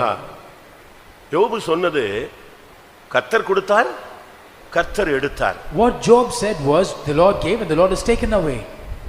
அந்த வசனத்துக்கு மறுப்பு கொடுக்கறான் அவன். And he was refusing that word. 42ஆம் அதிகாரத்துல ஆண்டவரே நான் அறியாமல் பேசிவிட்டேன், அதனால அது தப்பு. So உங்களுக்கு புரிஞ்சுதான்னு தெரியல. The 42nd chapter. ஏன் பின்னால வாரீங்களா இல்ல வேற எங்கேயாவது உட்கார்ந்துட்டு அப்படியே பார்த்துட்டு குழந்தைய பாக்குதா, பால் குடிக்குதா, எந்திரிச்சு போயிட்டானா, பிஸ்கட் கொடுக்கல, இப்படி பாத்தீங்கன்னா நீங்க பிரயோஜனமே கிடையாது. In the 42nd chapter, Job says that unknowingly I have spoken, and therefore he's relating this to that verse. யோபு 2ஆம் அதிகாரத்துல சொல்றாரு, கர்த்தர் கொடுத்தார், கர்த்தர் எடுத்தார், கர்த்தருடைய நாமத்துக்கு ஸ்தோத்திரம். Job chapter 2, Job says that the Lord has given, the Lord has taken away, praise be to the name of the Lord. In the first chapter, யோபு 1:21 சொல்றாரு, கர்த்தர் கொடுத்தார், கர்த்தர் எடுத்தார். ஆனா 42ஆம் அதிகாரத்துல நான் நீசன், என் வாயை பொத்திக் கொள்கிறேன், நான் பேசினதெல்லாம் தப்புங்கிறார். அதனால இதெல்லாம் என்னது? 32 அதிகாரம் அவர் பேசினது அனைத்தும் தவறு அப்படிங்கிறான் பாருங்க. உடனே அதுக்கு ஒருத்தன் விசில் அடிக்கிறான், ஒருத்தன் கை தட்டுறான், நம்ம பாஸ்டர் சூப்பரா பேசிட்டாரு. நான் பார்த்தேன், ஆஹா, இதுக்கும் ஒரு விசில் அடிக்கிறானுங்க. அடிச்சாரு. எது? கர்த்தர் கொடுத்தார், கர்த்தர் எடுத்தாருங்கிறது என்னது? தப்புன்னு யோபு ஒத்துக்கொண்டார்னா ரைட்டு. இது பின்னால போற சபை எப்படி போகும்? இப்ப குழந்தை எடுத்துட்டாருன்னா கர்த்தர் எடுத்தாருன்னு சொல்ல மாட்டான், சொத்தை எடுத்துட்டாருன்னா கர்த்தர் எடுத்தாருன்னு சொல்ல மாட்டான், இது பிசாசு எடுத்ததுன்னு தான் சொல்லுவான். அப்படித்தானே சொல்லுவான். தேவனுடைய வசனத்தையே அப்படி ட்ரிப் பண்றது யாராவது தயவு செய்து அப்படி யாராவது பிராக்டிஸ் பண்ணிடாதீங்க. So they are just toppling the word of God just like that. They are just relating the verses which Job spoke in the first chapter and the 42nd chapter, and saying that what Job said in the first chapter, he is disagreeing with his own statement, and people are clapping hands for that and whistling also for that. முடிய பார்க்காத உள்ளுக்குள்ள இருக்கிற ஆவியானவரை பார். ஒருத்தன் சொல்றான், அவன் தான், அவன் அண்ணன் தம்பி எல்லாம் சேர்ந்தான் பேசுறாய். So one person, ஒரே ஆவியில உள்ளவன். So the same person having the same kind of spirit, he said, do not look at the hair, but look at the spirit of God inside. Dressோட கலரை பார்க்காத. பாஸ்டர் போட்டுக்கிற Dress வந்து design அப்படியே மின்னுதுங்க, அந்த லைட்டுக்கு ஏத்த மாதிரி தான் போட்டு வரா, அப்படியே வந்து நிக்கறாங்க. இதை பார்க்காதே, உள்ளுக்குள்ள இருக்கிற ஆவியானவர் கொடியேற்றுகிறார்னா அது எப்படி ஏற்றுறாரு? So do not look at the garment he was wearing, because he was wearing glittery garments, shining garments, but the Lord Spirit of God from inside is lifting up the banner. இத பார்த்த உடனே அங்க fluorescent கலர்ல வந்திருக்கிறதெல்லாம் ஒரே whistle ஒரே கத்துது. Pastor என்ன செஞ்சிட்டாரு? நமக்கு ஏத்த மாதிரி பிரசங்கம் பண்ணிட்டாரு. Looking at these people who were wearing fluorescent garments, they were very happy, saying that pastors preached according to our desire, and therefore they were shouting and whistling. எல்லாம் அந்த ஜிப்சி மாதிரி காடு மேடுல வளர்ந்துக்கிட்டு கண்ட்ரோல் இல்லாம போயிட்டு இருக்கிற கேஸ்க்கெல்லாம் விசில் அடிக்கிறான். அடி, இன்னைக்கு தான் சரியான பிரசங்கம். The people having hair like gypsies, they were just whistling, saying that this is the right message today. தவறு பிரியமானவர்களே. Beloved ones, it's wrong. நம்ம வசனங்களை ரொம்ப கரெக்ட்டா ஃபாலோ பண்ணணும். We have to follow the words of God as it is. இன்னைக்கு நீ புரட்டிரலாம், சமயத்துக்கு ஏத்த மாதிரிலாம் அழகா பேசலாங்க. Today you might topple the words as you like, according to the situation. மேல போய் நிக்க முடியாது. But you cannot go and stand before the Lord. அதான் ஒருத்தர் சொன்னாரு, நியாய தீர்ப்புல ஒருத்தரை உட்கார வச்சுக்கிட்டு 60 வருஷத்துக்கு அவனுக்கு பஞ்சாயத்து பண்ணிட்டு இருக்க மாட்டாரு. அந்த பிரசன்ஸ்க்கு போன உடனே அவனுக்கு தெரியும், நமக்கு சாப்டர் க்ளோஸ் முடிஞ்சு போச்சு, இங்க நிக்கிறதுக்கு நமக்கு என்ன இல்ல, தகுதி இல்லைன்னு. அந்த இடத்துக்கு போன உடனே அந்த பிரசன்னமே அப்படியே இழுத்து தள்ளி கொண்டு போய் எங்க சேர்த்துரும்? பாதாளத்துல தள்ளி விட்டு போயிடும். So the Lord will not have time to discuss all 60 years issues with a person, and therefore a person of God says that when once a person goes to the presence of God, automatically the presence will give the judgment based on his life. ரொம்ப கவனமா இருக்கணும். We should be very careful. இப்ப சமீப காலமா இப்படிப்பட்ட போதகர்கள் எல்லாம் புதுசா நெஞ்சிருக்காங்க, full speedல வராங்க. So recently teachers like this have come up in full swing. நீங்க உட்கார்ந்தா கூட நீங்க ஆடாட்ட ஏதோ ஆடும், தசை ஆடும், அப்படியே அடிக்கிறான், டங்க டங்க டங்க டங்க டங்க டங்க டங்கன்னு அடிச்சு அடி புளித்து கொண்டு போய் உள்ள சொருவிட்டு போயிடுவான். அதோட இவன் முடிஞ்சு போனான். So even if you sit down, even if you do not shake, automatically your tissues will shake. இவர்கள் கள்ள போதகர்கள். These are false teachers. அந்த வசனத்துல நீங்க போய் 2 பேதுரு 2ஆம் அதிகாரம் முதல் 3 வசனத்தை வீட்ல உட்கார்ந்து நல்லா படிச்சு உங்க பையங்களை பொண்ணுங்களை படிக்க வைங்க. So please go home, make your children read through over and over again 2 Peter chapter 2, the first 3 verses. ஒரு வசனத்தை ஒருத்த மாத்தி பேசிட்டானா அது மறுதலித்தல். If a person is heretic about the word of God, that is denying. எபிரேயருக்கு எழுதின நிருபம் 6ஆம் அதிகாரத்தை பார்க்கும் பொழுது, when we turn to Hebrews chapter 6, அங்க என்ன சொல்லி இருக்கிறது? what is mentioned there? 6ஆம் அதிகாரம் 4, 5, 6 வசனங்களை பார்க்கும் பொழுது, when we read chapter 6 verses 4, 5 and 6, ஒருத்த நல்ல ஸ்டாண்டர்ட் லைஃப்ல இருந்து if a person having a standard life, அதை விட்டு விட்டாலே அவன் தேவனை மறுதலிக்கிறவன். if he falls down from that level, he is denying God. அப்படினா என்ன அர்த்தம்? What does it mean? 1 மணி நேரம் ஜெபிக்கிறவன் அதை குறைச்சிட்டானா அவன் ஜெபத்தை என்ன செய்றான்? தேவனை மறுதலிக்கிறான். A person who is used to pray for 1 hour now reduces the hour of prayer, that means that he is denying God. ஒரு நாளைக்கு 2 மணி நேரம் ஊழியம் செய்றவன் அந்த ஊழியத்தின் நேரத்தை குறைச்சா அதுக்கு பேர் என்னது?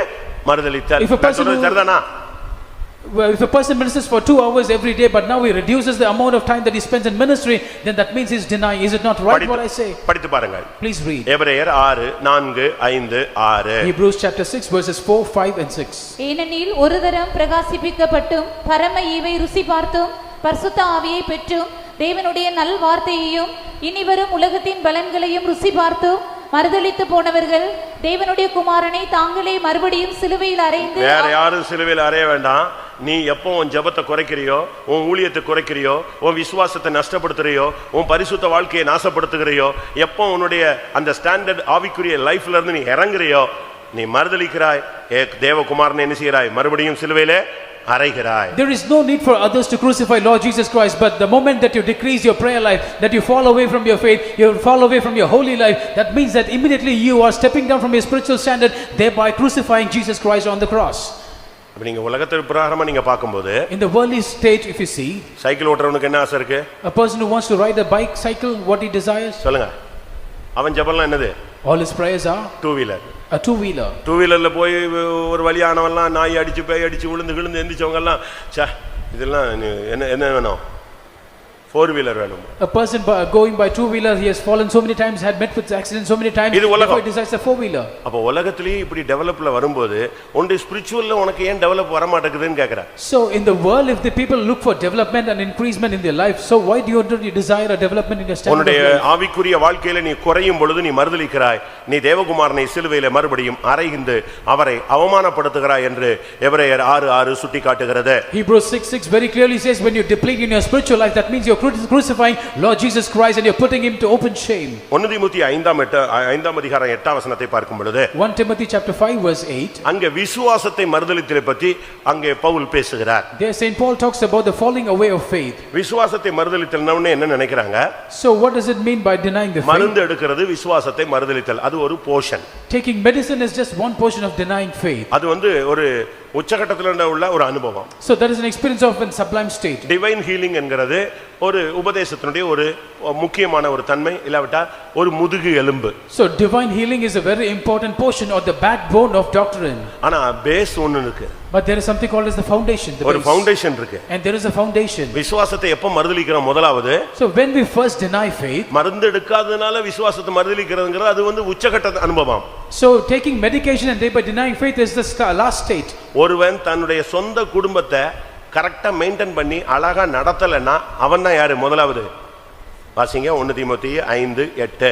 1 Timothy chapter 5 verse 8. ஒருவன் தன் சொந்த ஜனங்களையும் விசேஷமாக தன் வீட்டாரையும் விசாரியாமற் போனால் அவன் விசுவாசத்தை மறுதலித்தவனும் அவிசுவாசியிலும் கெட்டவனுமாய் இருப்பான். உனக்கு ஒரு மனைவி இருக்கு, ஒரு புருஷன் இருக்கு, ஒரு 4 பிள்ளைங்க இருக்கு, 2 பிள்ளைங்க இருக்கு, உங்க அம்மா இருக்காங்க, அப்பா இருக்காங்க, அண்ணன் இருக்கான், தம்பி இருக்கான்.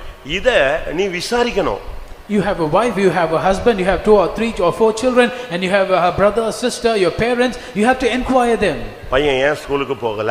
Why not the child go to பையன் ஏன் school? காலேஜ் போகல? Why did not the son go to school? ஏன் மார்க் college? குறைஞ்சது? Why has the marks come down? ஏன் பொண்ணு ஒரு மாதிரி முழிக்கிறா? So why is the girl அவ blind? ஏன் கரெக்ட் டைத்துக்கு போக மாட்டேங்கறா, கரெக்ட் டைத்துக்கு வர மாட்டேங்கறா? So why she's not going at the right time and coming back at the right ஏன் time? அவன் கரெக்ட் டைத்துக்கு தூங்க மாட்டேங்கறான், ஏன் கரெக்ட் டைத்துக்கு எழும்ப மாட்டேங்கறான்? So why he's not sleeping at the right time? Why he's not waking up at the right ஏன் அவன் time? தேவ சமூகத்தை அலட்சியம் பண்றான்? Why is he despising the presence of ஏன் God? தேவனுடைய காரியங்களுக்கு அவன் முக்கியத்துவம் கொடுக்கிறது இல்ல? Why he's not giving the importance to the works of God? அவன் ஏன் நல்லா படிக்கல? Why he's not studying well? ஏன் அவன் நல்லா வேலை பார்க்கல? Why he's not doing his job ஏன் well? அவன் முகநாடி வேறுபட்டிருக்கு? So why is his countenance falling? இதை என்ன செய்யணும்? டெய்லி ஒரு தாய் ஒரு தகப்பன் கரெக்ட்டா பார்க்கணுங்க. A father and mother should carefully watch this. அத விசாரிக்கணும். You have to inquire. என்னப்பா என்னாச்சு, உனக்கு இன்னைக்கு என்ன சம்பவிச்சது? Son, what happened today? What has befallen you today? ஒரு ராஜா தனக்கு தண்ணி ஊத்துறவனை பார்த்த உடனே சொல்றான், உன் முகம் வித்தியாசமா இருக்கு, என்ன விஷயம், இங்க வந்து உட்காருன்னு சொன்னான். A king was looking at the servant who was pouring water and he said, why is your countenance fallen today? Please come down. And he inquires. அன்னாளுடைய புருஷன் என்ன சொன்னான்? And what did the husband of Anna say? என்ன சொன்னா? What did he say? நீ ஏன் சாப்பிடாத இருக்கிறாய்? Why are you not eating? நீ ஏன் கலங்கிக்கிறாய்? Why are you troubled? கேட்டானா இல்லையா? Did you not ask? உனக்கு என்ன சம்பவிச்சது? What has happened to you? நான் இருக்கேன்ல, I am there for நீ you. ஏன் துக்கப்படுற? Why are you grieved? எவ்வளவு திறமையா பேசுறான். See how clearly he speaks. இப்ப புருஷன்மார்லாம் அப்படியே பேசுறாங்க. So is the husband and wife talking like this today? உங்க வீட்ல சாப்பிடலையா? கடக்கட்டும் நல்லது, அப்படியாவது திருந்தினா சரிதான் போ. So he has not had food today. Let him fast and starve for at least one day. இல்ல சாப்பிடலையா? Oh, he has not eaten. சாப்பிடலன்னு செத்தா போற போது விடு. So without eating he is not going to die. இப்படிதான் இன்னைக்கு உலகத்துல. That is how the world is today. இல்ல உங்க வீட்டுக்காரர் வந்துட்டாரு, வந்தானே வரட்டும். Your husband has come. இல்ல Oh, சாப்பாடு let him கொடுக்கலையா? come. போட்டு சாப்பிடட்டும், கை இருக்குல்ல. Will you not serve food? No, he is having hands, isn't it? Let him eat. இப்படிதான் இன்னைக்கு வீட்டுக்குள்ள போயிட்டு இருக்கு. இதனால தான் பெண்டிகாஸ்ட் இன்னைக்கு நடு ரோட்ல நிக்குதுன்னு சொல்றேன். That is what is happening in every house today, and that is why Pentecostal is standing in the middle of the street. பழைய பெண்டிகாஸ்ட் எப்படி? How was the old in Pentecost? தமிழ்நாட்டுல பத்தி சொல்லுங்க. I'm not talking about Tamil Nadu. ஆபிரகாமுடைய வீட்ல எப்படி இருந்தா சாராள்? In Abraham's house, how was Sarah? Hi Abraham. அப்படின்னா எப்படி? Did he say, "Hi Abraham"? இன்னைக்கு பாதி வீட்டுல இப்படிதான் இருக்கு. Today that's what is happening in most of the houses. ஏமா உங்க வீட்டுக்காரட்ட பேசுனியா? Have you spoken to your husband? யார்ட்ட? ஜான்ட்டியா? பேசுனனே.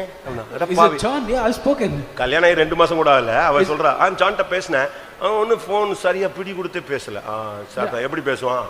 I've spoken to John. It's only 2 months after the marriage. She is telling I've spoken to John, but he's not speaking. சாராள் எப்படி சொன்னா தன்னுடைய புருஷனை பார்த்து? What did Sarah say unto Abraham? ஆண்டவனே. My Lord. அப்படிதானே? Is it not so? தமிழ்நாட்டுல என்ன சொல்றான்? What did they call in Tamil Nadu? கல்லானாலும் கணவன், புல்லானாலும் புருஷன். Stone or a grass, it is the husband. இப்போ யார் அப்படிலாம் சொல்றா? Today people, do they say that? வந்தா வா, வராட்ட போயிடு. If you wish you come, otherwise you just go your way. சர்ச்சிலேயே பார்க்கலாம் இவங்க மூஞ்சி எப்படி மாறிட்டு வண்டியில ஏறி போறாங்க. In church itself we can witness how people's countenance change when they go by two-wheeler. ஒரு நாள் இப்ப சமீபத்துல ஒரு இடத்துல கேள்விப்பட்டேன். So recently I heard a news. இப்படி தான் இடக்கமா அந்த பாஸ்டர் பேசி விட்டாரு. The pastor spoke like this. முடிஞ்ச உடனே அந்த வீட்டுக்காரன் வெளியே வந்து வண்டி எடுக்கும்போது கேட்டானா, நீ பாஸ்டர் நம்பர் வச்சிருக்கியோ? So after the meeting is over, the husband asked the wife, "Do you have pastor's number?" இல்ல. No. இல்லையே, எனக்கு டவுட் இருக்கு. No, I have a doubt. முந்தானத்து நடந்த கதையை அப்படியே இன்னைக்கு சொல்றாருன்னா அப்ப யாரு சொன்னது? இது யார் சொன்னது? What happened day before yesterday, the pastor is reiterating as it is, then who has reported to him? இல்ல நீ நம்பர் யார்த்தையோ வாங்கி நெஞ்சிருக்க. அடிச்சிட்ட பிரிண்ட் பண்ணிட்ட அவருக்கு கிளியரா. No, you got the number from someone and you has informed everything to him. அப்ப இவங்க சொல்றாங்க ஆண்டவர் பேசி இருப்பார்ல. So she said, ஆண்டவர் எப்படி இங்கெல்லாம் இப்பெல்லாம் நான் அப்படி பேசி கேட்டதே கிடையாது. He said, I've never heard God speaking like this. எப்படிலாம் இருக்கான் பாருங்க நம்ம ஆளுங்க. This is happening in Tamil Nadu. உன்னுடைய குடும்பத்தை நீ விசாரிச்சியா? Have you inquired your family? இன்னைக்கு காலையில குடும்பத்தை விசாரிச்சீங்களா? Have you inquired your family this morning? ஆண்டவர் மட்டும் உன்னை விசாரிக்கணும் ரொம்ப ஆசைப்படுற. You desire the Lord should inquire you. அப்படிதானே? Is it not so? ஆண்டவர் விசாரிக்கணும். The Lord should inquire. ஊழியக்காரங்க விசாரிக்கணும். Workers of God must inquire. சொந்தக்காரங்க விசாரிக்கணும். Relatives must inquire. நீ யாரை விசாரிச்சேன்னு சொல்லு. Whom have you inquired this morning? ஒருவன் தன் சொந்த வீட்டாரை தன் குடும்பத்தாரை விசாரியாமல் போனால் அவன் விசுவாசத்தை மறுதலிக்கிறவனும் அவிசுவாசியிலும் கெட்டவன். So if a man provide not for his own house and especially for his own family, then he has denied the faith and is worse than an infidel. அது ஆண்டவரை மறுதலிக்கிறது தான் காண்பிக்கிறது. It is similar to denying God. விசுவாச ஜீவியத்தை மறுதலிக்கிறத காண்பிக்கிறது. Denying faith life it shows. நீ பேசணும். You should speak. வருத்தங்கள் வரலாம். There might be griefs. சில மனக்கசப்புகள் வரும். There might be bitternesses. உடனே அதை என்ன செய்யணும்? Immediately. உடனே என்ன செய்யணும்? அத அதுக்கு தான் ஆண்டவர் சொல்றாரு, சூரியன் அஸ்தமிக்கிறதுக்கு முன்னால நீ உன்னுடைய பிரச்சனைகளை சால்வ் பண்ணிக்க. You got to settle all your problems before the sun goes down. That's what the Lord says. நல்லா கவனிச்சுக்கங்க. You have to pay attention. உங்களுடைய தனிப்பட்ட பிரச்சனைகள் எல்லாம் சாயங்காலத்துக்குள்ள கிளியர் பண்ணணும். உன்னுடைய ஸ்பிரிச்சுவல் பிரச்சனையை நைட் 10 மணிக்குள்ள கிளியர் பண்ணணும். என் படுக்கையில நான் யாரை தேடினேன்? ஆத்தும நேசரை தேடினேன். So by this desk you have to settle your personal problems, all your spiritual problems you have to settle before 10 o'clock before you go to bed, because in my bed I sought for my beloved. ஒரே நாள்ல நீங்க 10 trip மன்னிப்பு கேட்டாலும் தப்பே கிடையாது. So in the same day if you ask 10 times pardon to God, that's okay. அந்த மன்னிப்பு கேக்குற அந்த இருதயத்தை நீங்க பாதுகாத்துக்கணும். But you have to keep this mind, retain this mind of asking forgiveness. ஒருவேளை அப்படி கேட்டா அவங்க சொல்லுவாங்க, நீங்கள் கர்த்தரிடத்தில் மன்னிப்பு கேளுங்கள், என்னிடத்தில் கேட்க வேண்டாம். அப்படிப்பட்ட பயங்கரமான செயின்ட்லாம் நம்மட்ட இருக்கறாங்க. And there are certain saints who will say that you ask pardon from the Lord, do not ask from me. உன்கிட்ட உள்ள பிரச்சனையை உன்கிட்ட வந்து சொல்லும் பொழுது நீ பெரிய மேதாவி மாதிரிலாம் பேசக்கூடாது. நீ உடனே சொல்லணும், நானும் அதிகமா பேசினதால தான் நீங்க டென்ஷன் ஆயிட்டீங்க, சாரி அப்படின்னு நீ உடனே எரிஞ்சுக்கணும். முந்தி போய் கிளியர் பண்ணிக்கணும். When they come and ask pardon to you, you should not speak like as though you are a brilliant excellent person, but when they say, you have to also say that because I spoke like this you have reverted like this. முதல்ல மன்னிப்பு கேட்கிறவன் தாழ்மை உள்ளவன். The first person who asks pardon is humble. முதல்ல மன்னிப்பு கேட்கிறவன் தெய்வீகம் உள்ளவன். The person who asks pardon first is divine. முதல்ல மன்னிப்பு கேட்கிறவன் கிருபை உள்ளவன். The person who asks pardon first is gracious. வந்து பேசட்டும் பார்க்கலாம். Let him come and speak to me, let's see. அவன் வரவே மாட்டான். He will never come. அப்ப நீ என்ன பண்ணுவ? Then what will you do? உடனே நீ சொல்லுவ, அவன் தப்பு செஞ்சதனால வர மாட்டேங்கறான் அப்படிம்பே. உடனே அதுக்கு நீ அவனை தான் குறை சொல்லுவ. So you will again find fault with him, saying that because he has committed the mistake. உன் குடும்பத்தை விசாரி. You have to inquire your family. உன் பிள்ளைகளை விசாரி. You have to inquire your children. என் தம்பி மார்க்கமே, what is happening? எங்க போன? Where have you gone? இன்னைக்கு நீ வேலை வெட்டியே பார்க்கறது இல்ல. நீ எதுக்கு காலையில Dress பண்ணிட்டு வெளிய போற? So you are not doing any job, then why are you கேக்குற क्वेश्चनக்கு பதில் சொல்லணும். நான் கேக்குற क्वेश्चनக்கு பதில் சொல்லணும். You have to answer the question that I asked. வேலைக்கு போறது இல்ல. You are not going to காலேஜுக்கு போறது இல்ல. You are not going to college. கோயிலுக்கு போறது இல்ல. You are not going to church. இந்த மூணு இடத்துக்கும் போகாத ஒரு ஆளு என்னத்துக்கு நீ மாப்பிள்ளை மாதிரி Dress பண்ணிட்டு கிளியர் அப்படி ஃபிக்ஸ் எல்லாம் போட்டு வண்டி எல்லாம் போட்டு உங்க அம்மா பெட்ரோல் கொடுத்து அனுப்புறான் ரோடு சுத்துறதுக்கா? கிளம்புற பெந்தேகோஸ்காரன் So all these three places you are not visiting, but why are you dressing up like a bridegroom and you are just taking the vehicle, filling up fuel and roaming around? ஒன்னு படிக்க போ, You have to either study இல்ல வேலைக்கு போ, or go to work இல்ல தேவசமூகத்துக்கு போ. or go to the presence of இந்த God. மூணுக்கும் போலனா வீட்ல குளிச்சு பரப்பிட்டு வீட்ல உட்கார்ந்து முழங்கால போடு. So if you do not go to these three places, you have to stay back on knees at home. ஏன் பரப்பிட்டு வெளிய போற? Why are you going out? ஏன் சுத்துற? Why are you roaming around? நான் சொல்றது சரின்னு சொல்றவங்க அல்லேலூயா சொல்லுங்க. So hallelujah. எல்லா வீட்லயும் இந்த பிரச்சனைகள் இருக்கு, என்ன பண்றது? So everyone has this problem. வீட்ல 2 3 இப்படி இருக்கு, என்ன பண்றது? There are 2 or 3 in the house. சில பிரதர்ஸ் குடும்ப தலைவர்கள் கூட வேலைக்கு போறது இல்ல, ஆனா கரெக்ட் டைத்துக்கு பரப்பிட்டு வெளிய வந்துருவாங்க. So certain believers, even the head of the family, they do not go to work, but at the right time they will start, get ready and come out. தயவு செய்து ஆவிக்குரிய வாழ்க்கையில உன் சொந்த குடும்பத்தை விசாரிப்பாயா. Therefore in the spiritual life you have to inquire your own family. 2 தீமோத்தேயு 3 அதிகாரம் 5 வசனத்தை பார்க்கும் பொழுது 2 Timothy chapter 3 verse 5. அங்க என்ன சொல்லப்பட்டிருக்கிறது? What is mentioned here? தேவ பக்தியின் வேஷத்தை தரிக்கிறார்கள், அதின் பலனை மறுதலிக்கிறார்கள். They put on the form of godliness but deny the power thereof. அது என்ன தேவ பக்தியின் வேஷம்? What is the form of godliness? மீசை தாடி எல்லாம் எடுத்துறது, Is it shaving White and of your white mustache போடுறது, and beard and wearing white and white? நகையை கலத்திடுறது, Removing the ornaments? இதெல்லாம் இவங்க நினைக்கிறது இதுதான் தேவ பக்தின்னு. They are thinking that these are godliness. MLA அவ்வளவு பேரும் எம்பி அவ்வளவு பேரும் எப்படி தான் போடுறான் இப்போ? அதுக்கு பேரே ஒரு தனி பேர் வச்சிருக்காங்க, என்னது? Ministers white. So therefore all the MLAs, all the MPs, they are wearing white garments. It's called as the ministers white. அப்ப எல்லாரும் சீயோனுக்கு போய்டுவாங்கன்னு நினைக்கிறீங்களா இல்ல எருசலேம் போய்டுவாங்க? Does it mean that everyone will go to Zion or அதனால Jerusalem? White and white தான் பரிசுத்தம் இல்ல, white and white பரிசுத்தத்தினுடைய ஒரு base.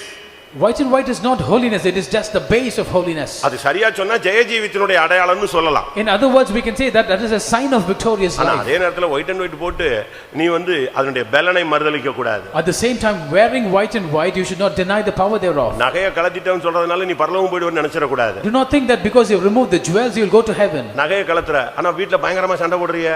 But you are removing the jewels but you are fighting at home. மீசையை எடுத்துட்ட, மனைவியை பயங்கரமா அடிக்கிறியே. You remove the mustache but you are beating up your wife. நான் சொல்ற பாயிண்ட் உங்களுக்கு எல்லாருக்கும் புரியும் நான் விசுவாசிக்கிறேன். I believe that you will understand the point that I am making. அதாவது நீங்கள் தேவ பக்தியின் வேஷத்தை போட்டுருக்கீங்க, அதனுடைய பலனை நீங்க விட்டுட்டீங்க. Therefore you have put on the form of godliness but you have denied the power thereof. நீ ஓடி ஓடி உழைக்கணும். You have to run around and labor. தேவ பக்தியினுடைய வேஷத்தை போட கூடாது, தேவ பக்தியினுடைய பலனை தெரிவிக்கணும். You should not put on the form of godliness, rather put on the power of the godliness. நீ தெய்வீக சுகத்துல நிக்கணும். You have to stand for divine healing. சத்தியத்துல உபதேசத்துல நிக்கணும். You got to stand in the truth and doctrine. அந்த பலனை நீ மறுதலிக்க கூடாது. You should not deny the power thereof. நான் அதனால தான் கொஞ்ச நாளைக்கு முன்னால ஒரு பிரசங்கம் பண்ணேன். That is why a few days back I யோபு 29ல Job 29 அவர் என்ன சொல்றாரு? what he says, தேவன் என்னை காப்பாற்றி வந்த அந்த நாட்களின் சீர் இருந்தால் நலமாயிருக்கும், அதே போல தேவன் என்னை ஆசீர்வதித்த அந்த செல்வ நாட்களின் சீர் இருந்தாலும் நலமாயிருக்கும். so he says that the days wherein the Lord blessed me or preserved me and the days of prosperity which the Lord has blessed me with, if it is there, that is fine.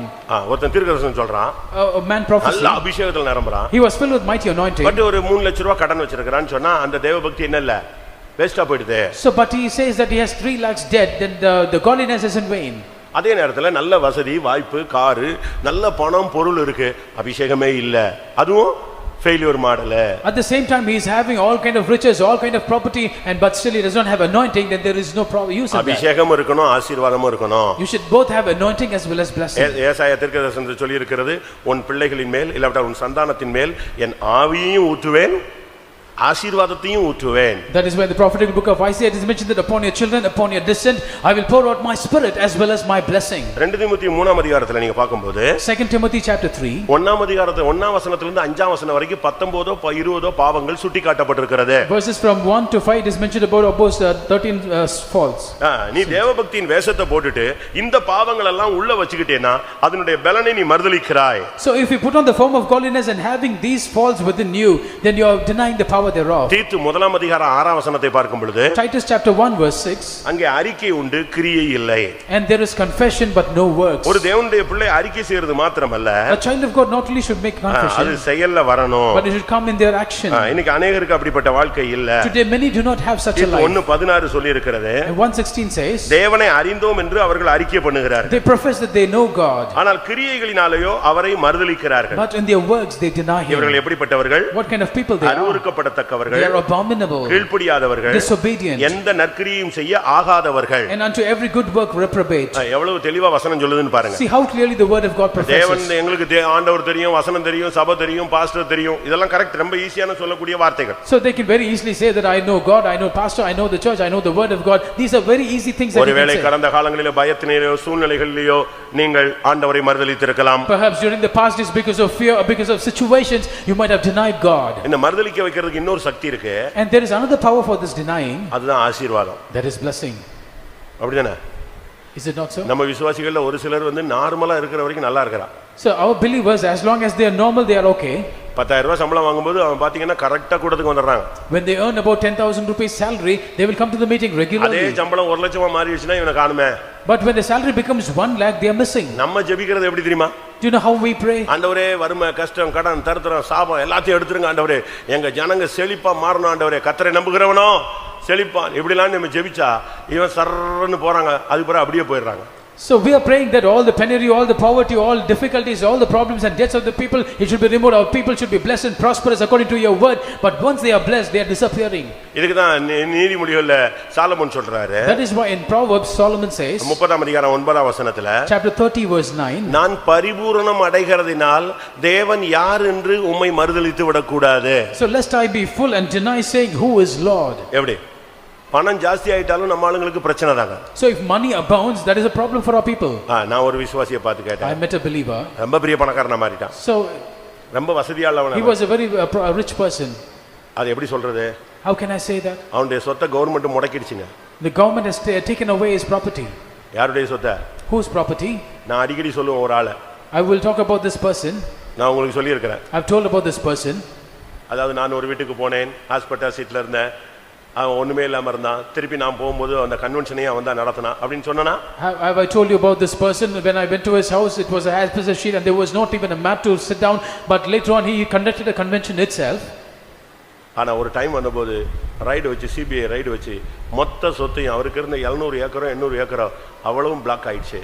செத்தும் போயிட்டான்.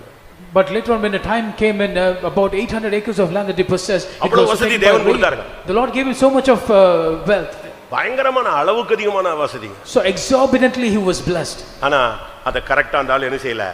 பிள்ளைகளுக்கு மனைவிக்குன்னு set பண்ணாம வச்சு கடைசில எல்லாம் பினாமிலேயே பாதி போய் ஒண்ணும் இல்லாம போயிட்டான். He did not. இன்னைக்கு அவங்க பிள்ளைகளுக்கு ஒண்ணுமில்லாத ஒரு கண்டிஷன் எப்படி இருக்கும்னு யோசிச்சு பாருங்க. So கர்த்தர் கொடுத்தார். He did not allocate it properly to his wife and children, but he has kept everything in Benami name, and therefore he had to lose everything. Now his children have absolutely nothing. ஆனா நான் ஒரு நாள் அவன்கிட்ட பேசும்போது, One day when I spoke to him, இப்படி செஞ்சிருக்கலாமே அப்படி செஞ்சிருக்கலாமேன்னு சொன்னேன். I was giving ideas saying you could have done like this and that. நான் அப்படி செய்யறது இல்லையா, என் மைண்ட பணத்துக்கு பின்னால போக விட கூடாதுன்னு நான் ரொம்ப கண்ட்ரோல் பண்ணி வச்சிருக்கேன். So he said I was just keeping my mind under control, that he should not go behind money. நான் கொஞ்சம் ஸ்லிப் ஆயிட்டேன்னா பணம் இருக்கு, சொத்து இருக்கு, ஆனா என் மைண்ட் எதுல போய்டும்?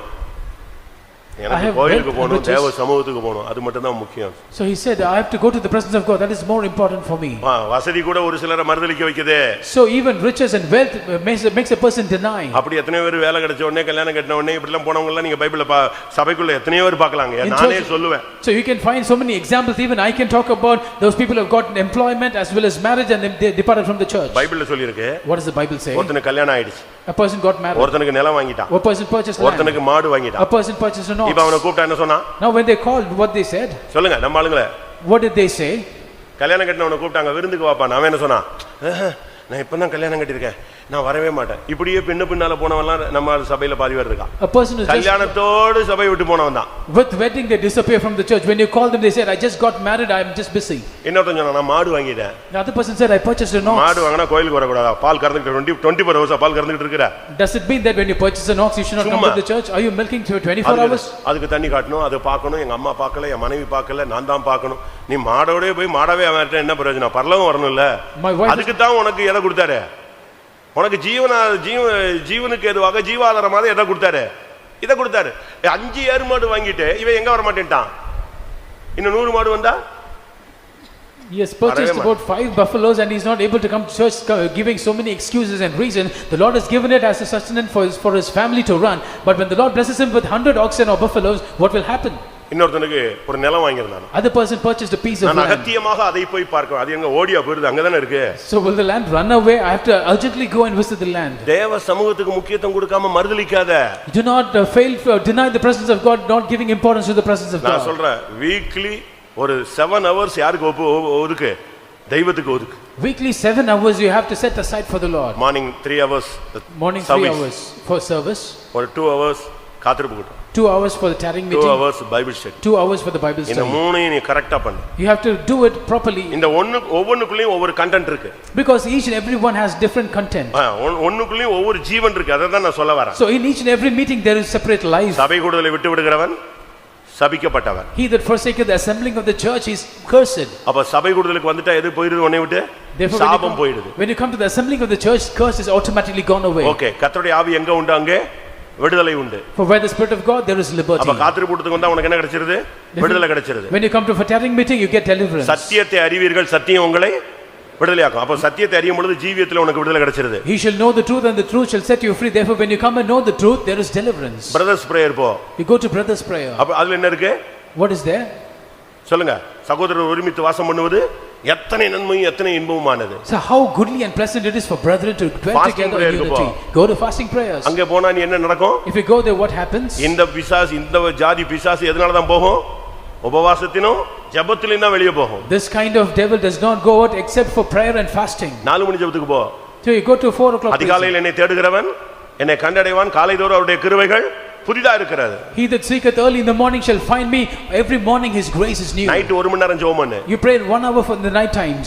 இயேசுவோடு 1 மணி நேரம் விழித்திருக்க கூடாதா? Can't you not stay awake with Jesus for 1 சோதனைக்கு hour? உட்படாதபடி 1 மணி நேரம் என்னோடு கூட ஜெபம் பண்ணுங்கள். Watch and pray for 1 hour that you enter not into temptation. அப்ப ஒவ்வொரு ஜெபத்திலும் என்ன இருக்கு?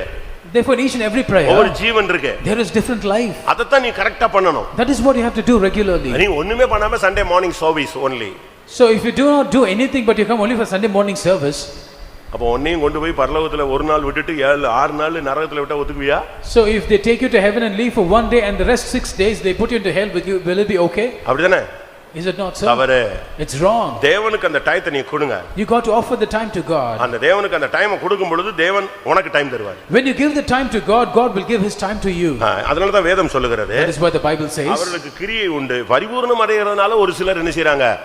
தேவனை மறுதலிக்கிறார்கள். And therefore they have their work and therefore certain people deny God for this purpose. உபாகமம் 28:47 பாக்கும்போது Deuteronomy 28:47 அங்க சொல்லி இருக்கிறது. It is mentioned நீ there. பரிபூரணம் அடைந்திருக்கும் பொழுது So when you are in fullness, நீ தேவனை துதித்து மகிழ்ச்சியோடும் களிப்போடும் நீ அவரை சேவிக்கணும். இல்ல உனக்கு அது வியாதியா மாறும். so you have to praise God and with joy and gladness you have to worship God, otherwise it will become a sickness.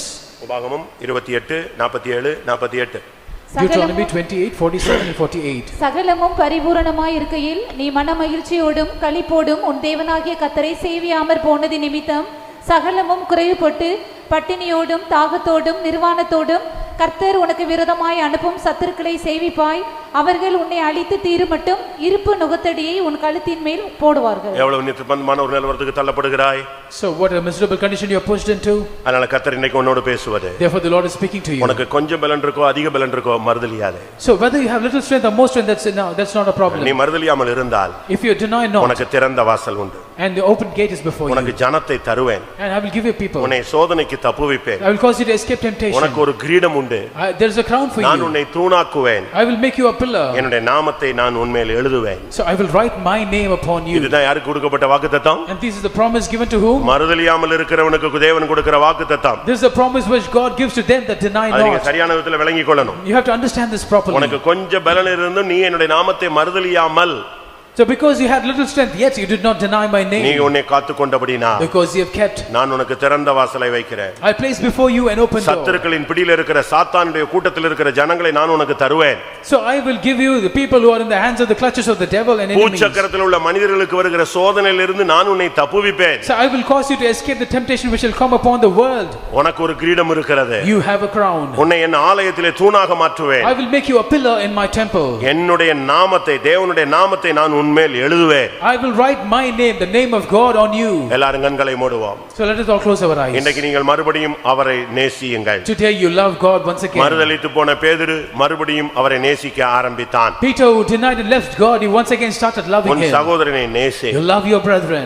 நீ அவருடைய நாமத்தை மறுதலியாமல் வசனத்தை கைக்கொள். So you do not deny his name but keep his word. எல்லாரும் கண்களை மூடுவோம். Let us all close our eyes. 3 தரம் மறுதலித்த உடனே 3 times after denying, அந்த சேவல் கூவினது. and the cock crew, அவனுக்கு உடனே வெளியே வந்துட்டாங்க. immediately he came out.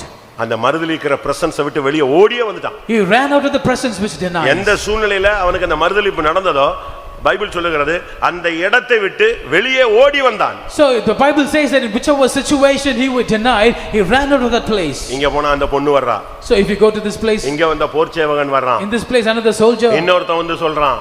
and there was another இப்படி person. எங்க போனாலும் அவனை மறுதலிக்கிறதுக்கு அந்த கிளைமேட் அப்படி தான் மாறுது. The scenario in such a situation, wherever he goes, there he has to deny. அந்த சேவல் கூன உடனே But when the cock crew, பேதுரு அங்கிருந்து வெளியே ஓடி வந்து மறுதலித்த நிமித்தம் அவன் மனங்கசந்து அழுதான். Peter ran out of that place, and because he denied, he cried bitterly. இதுதான் இயேசு அவனை தேடி வர வைத்த அனுபவம். So this is the experience of him making Jesus. எல்லாரும் கண்களை மூடி முழங்கால் படிடுவோம். Let us all close our eyes and ஒருவேளை உங்களுடைய நம்முடைய வாழ்க்கையில கடந்த காலங்களிலே பல சூழ்நிலைகளிலே நாம் தேவனை வசனத்தை சபையை சத்தியத்தை உபதேசத்தை கிருபையை அபிஷேகத்தை பல விதங்களிலே நாம் மறுதலித்திருக்கலாம். So perhaps in our life, due to situations, due to fear, because of so many things, truth, doctrine, the word of God and the work of God, the faith of God, we might have denied due to various reasons. உன்னுடைய வெளியரங்கமான இல்லாவிட்டால் உன்னுடைய மறைமுகமான ஒவ்வொரு தோல்வியினுடைய அர்த்தமும் மறுதலித்தல். So the meaning of every failure, either outwardly or inwardly, the reason is denial. எத்தனை பேர் அதை ஒத்துக்கொள்றீங்க? How many of you agree this? ஒவ்வொரு தோல்வியும் ஒவ்வொரு பாவமும் ஒவ்வொரு மீறுதலும் தேவனை மறுதலித்ததனுடைய அடையாளங்கள். So every failure, every sin, every transgression is a sign of denying God. நான் எனக்கு ஏவுதல் என்ன கிடைக்கும் தெரியுமா? So do you know what I get? 3 தரம் மறுதலித்த உடனே யாரு கூவுனது? So 3 times after denial, who grew? நான் சொல்றேன் இப்ப சேவல் கூவிக்கிட்டு இருக்குன்னு சொல்றேன். நான் ஒரு மணி நேரமா இந்த சேவல் கூவிக்கிட்டே இருக்கு. So for about 1.5 hours the cock was crowing now. மணிக்கணக்கா கூவிக்கிட்டு இருக்கு. For hours together. நீ மறுதலித்த சூழ்நிலையை விட்டு வெளியே வா.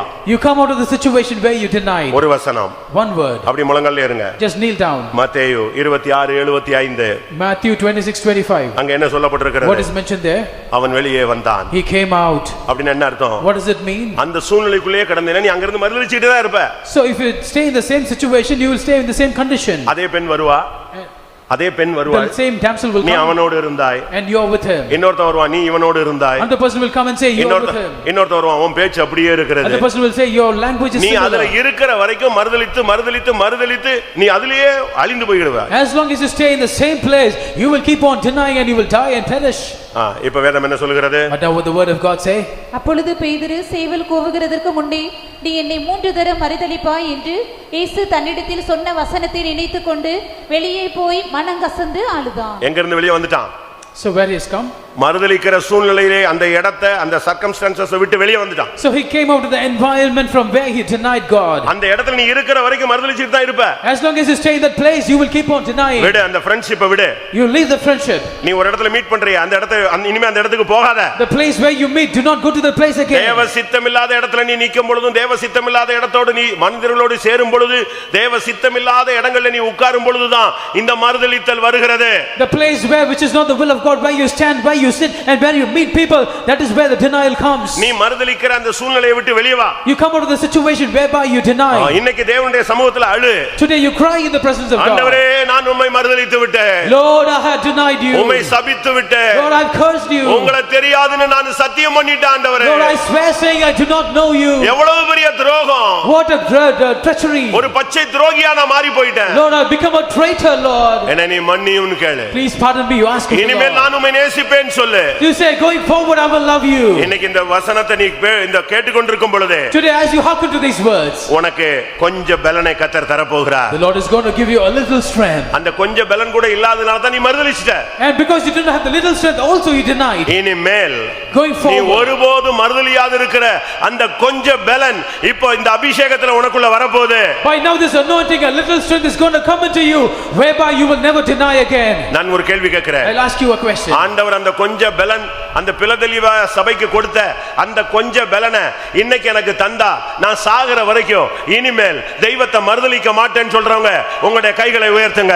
And those who say that the Lord, the little strength which the Lord had given to Philadelphia, if he would give it today to me until the death, until my last strength, I will not deny God. Please raise your hands. அந்த Philadelphia சபைங்கிறது ஒரு மனிதன் அல்ல. The Philadelphia church is not one person. அங்க ஒரு பெரும் கூட்டம் ஜனங்கள் இருந்தார்கள். There was a large multitude of people. அந்த எல்லா ஜனத்துக்கும் அந்த கொஞ்ச பலன் இருந்தது. But all the people had the little strength. அந்த கொஞ்ச பலத்திலேயும் கர்த்தரை மறுதலிக்காம நின்றார்கள். And with the little strength they stood firm for God, not denying. ஆண்டவரே, ஆண்டவரே, Lord, அந்த பிலதெல்பியா சபைக்கு கொடுத்த அந்த கொஞ்ச பலனை எங்க குணவட்ட சபைக்கு கொடுங்க ஆண்டவரே. Lord, the little strength which you gave to Philadelphia church, please give it to our Konavatam church. எனக்கு தாங்க ஆண்டவரே. Lord, please give it to me. என் மனைவிக்கு, என் புருஷனுக்கு, என் பிள்ளைகளுக்கு தாங்க ஆண்டவரே. Give to my wife, my husband, my children, Lord. அந்த கொஞ்ச பலனை எங்க ஊழியக்காரங்களுக்கு தாங்க. Lord, give the little strength to our workers. எங்க சபையில வர்ற புதிய ஆத்துமாக்களுக்கு தாங்க. Give that to our new souls to our church. எங்க சபையில உள்ள வாலிப பையங்களுக்கு, பிள்ளைகளுக்கு தாங்க. Give that little strength to our young brothers and sisters in the church. பின்மாற்றத்திலும் தோற்று போயும் விரக்தி அடைந்து கிடக்கிற என் சபை ஜனங்களுக்கு இந்த கொஞ்ச பலனை தாங்க. People who are in backsliding or in wretched condition and in weariness, give them the little strength, Lord. இப்பொழுது கொஞ்ச பலன் கிடைக்கிற ஒரு நேரம். Now with the time we have to receive the little strength. ஆனா நீ எடுத்த முடிவுல நிக்கணும். And you have to stand from the end. அந்த கொஞ்ச பலன் தாங்க ஆண்டவரே. Lord, give me that strength. நான் ஒருபோதும் உம்மை மறுதலிக்க மாட்டேன். Lord, never will I deny you.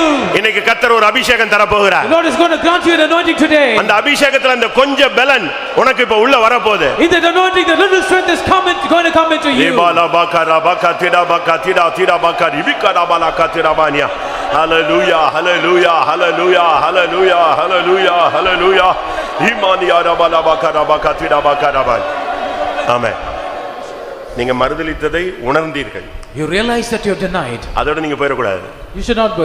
இன்னும் மறுதலிக்காம இருக்கிறதுக்குரிய அந்த gift-ஐ நீங்க பெற்றுக்கொள்ளணும். You should receive the gift that you will not deny going forward. அதுதான் இந்த பிரசங்கத்துடைய நோக்கமே. That is the purpose, intention of this message. நீங்க தோற்று போயிட்டீங்க அப்படினு உங்களுடைய நிலவரத்தை உணர்த்துகிறது முக்கியமல்ல. It is not important that you should be convicted and condemned of your state that you have denied. இனிமேல் இந்த சூழ்நிலை வந்தா நீ ஜெயிக்கணும். அதுக்குரிய கிருபையோட தான் உன்னை வீட்டுக்கு அனுப்பணும். Once again, if the similar situation comes, you should overcome. You should go back with that grace to overcome. எத்தனை பேருக்கு அந்த கிருபை வேணும்? How many of you want this mandate? ஒருபோதும் மறுதலியாத கிருபை. Lord, give me the grace that I will never deny again. நீயும் மறுதலிக்க மாட்ட. You will not deny. உன் சந்ததியும் தெய்வத்தை மறுதலிக்காது. Your progeny will not deny God again. அப்படிப்பட்ட ஒரு அபிஷேகத்தோடு நீங்கள் திரும்பி போங்க. You have to receive such a kind of anointing and go back. ஒரு 2 நிமிடம் 2 minutes. முழங்கால் போட்டு ஆண்டவரே ஒருபோதும் உம்மை மறுதலியாத அபிஷேகம் தாரும். Kneel down and say, Lord, give me an anointing that I will not deny again. எந்த சூழ்நிலையிலும் நான் மறுதலிக்க கூடாது. In no situation should I deny God. என்ன வந்தாலும் சரி, whatever happens, காவலிலும் சாவிலும் நான் உம்மை பின்பற்ற வேண்டும். In life and death I should follow you, Lord. Amen. Hallelujah. Hallelujah, hallelujah, hallelujah, hallelujah, hallelujah, hallelujah, hallelujah, hallelujah.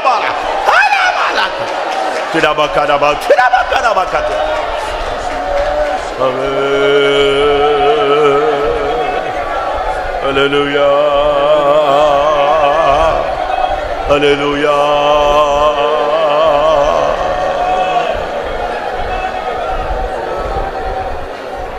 Hallelujah, hallelujah, hallelujah. Amen, amen, amen, amen, amen, amen.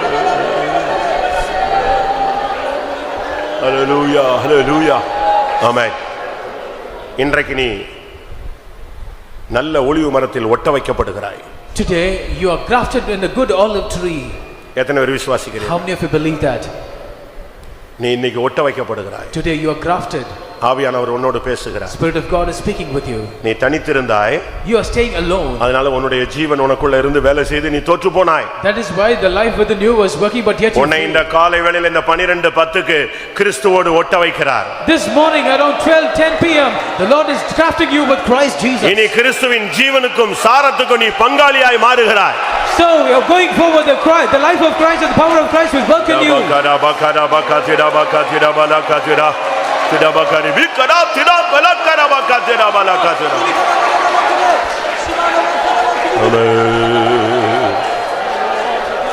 Hallelujah.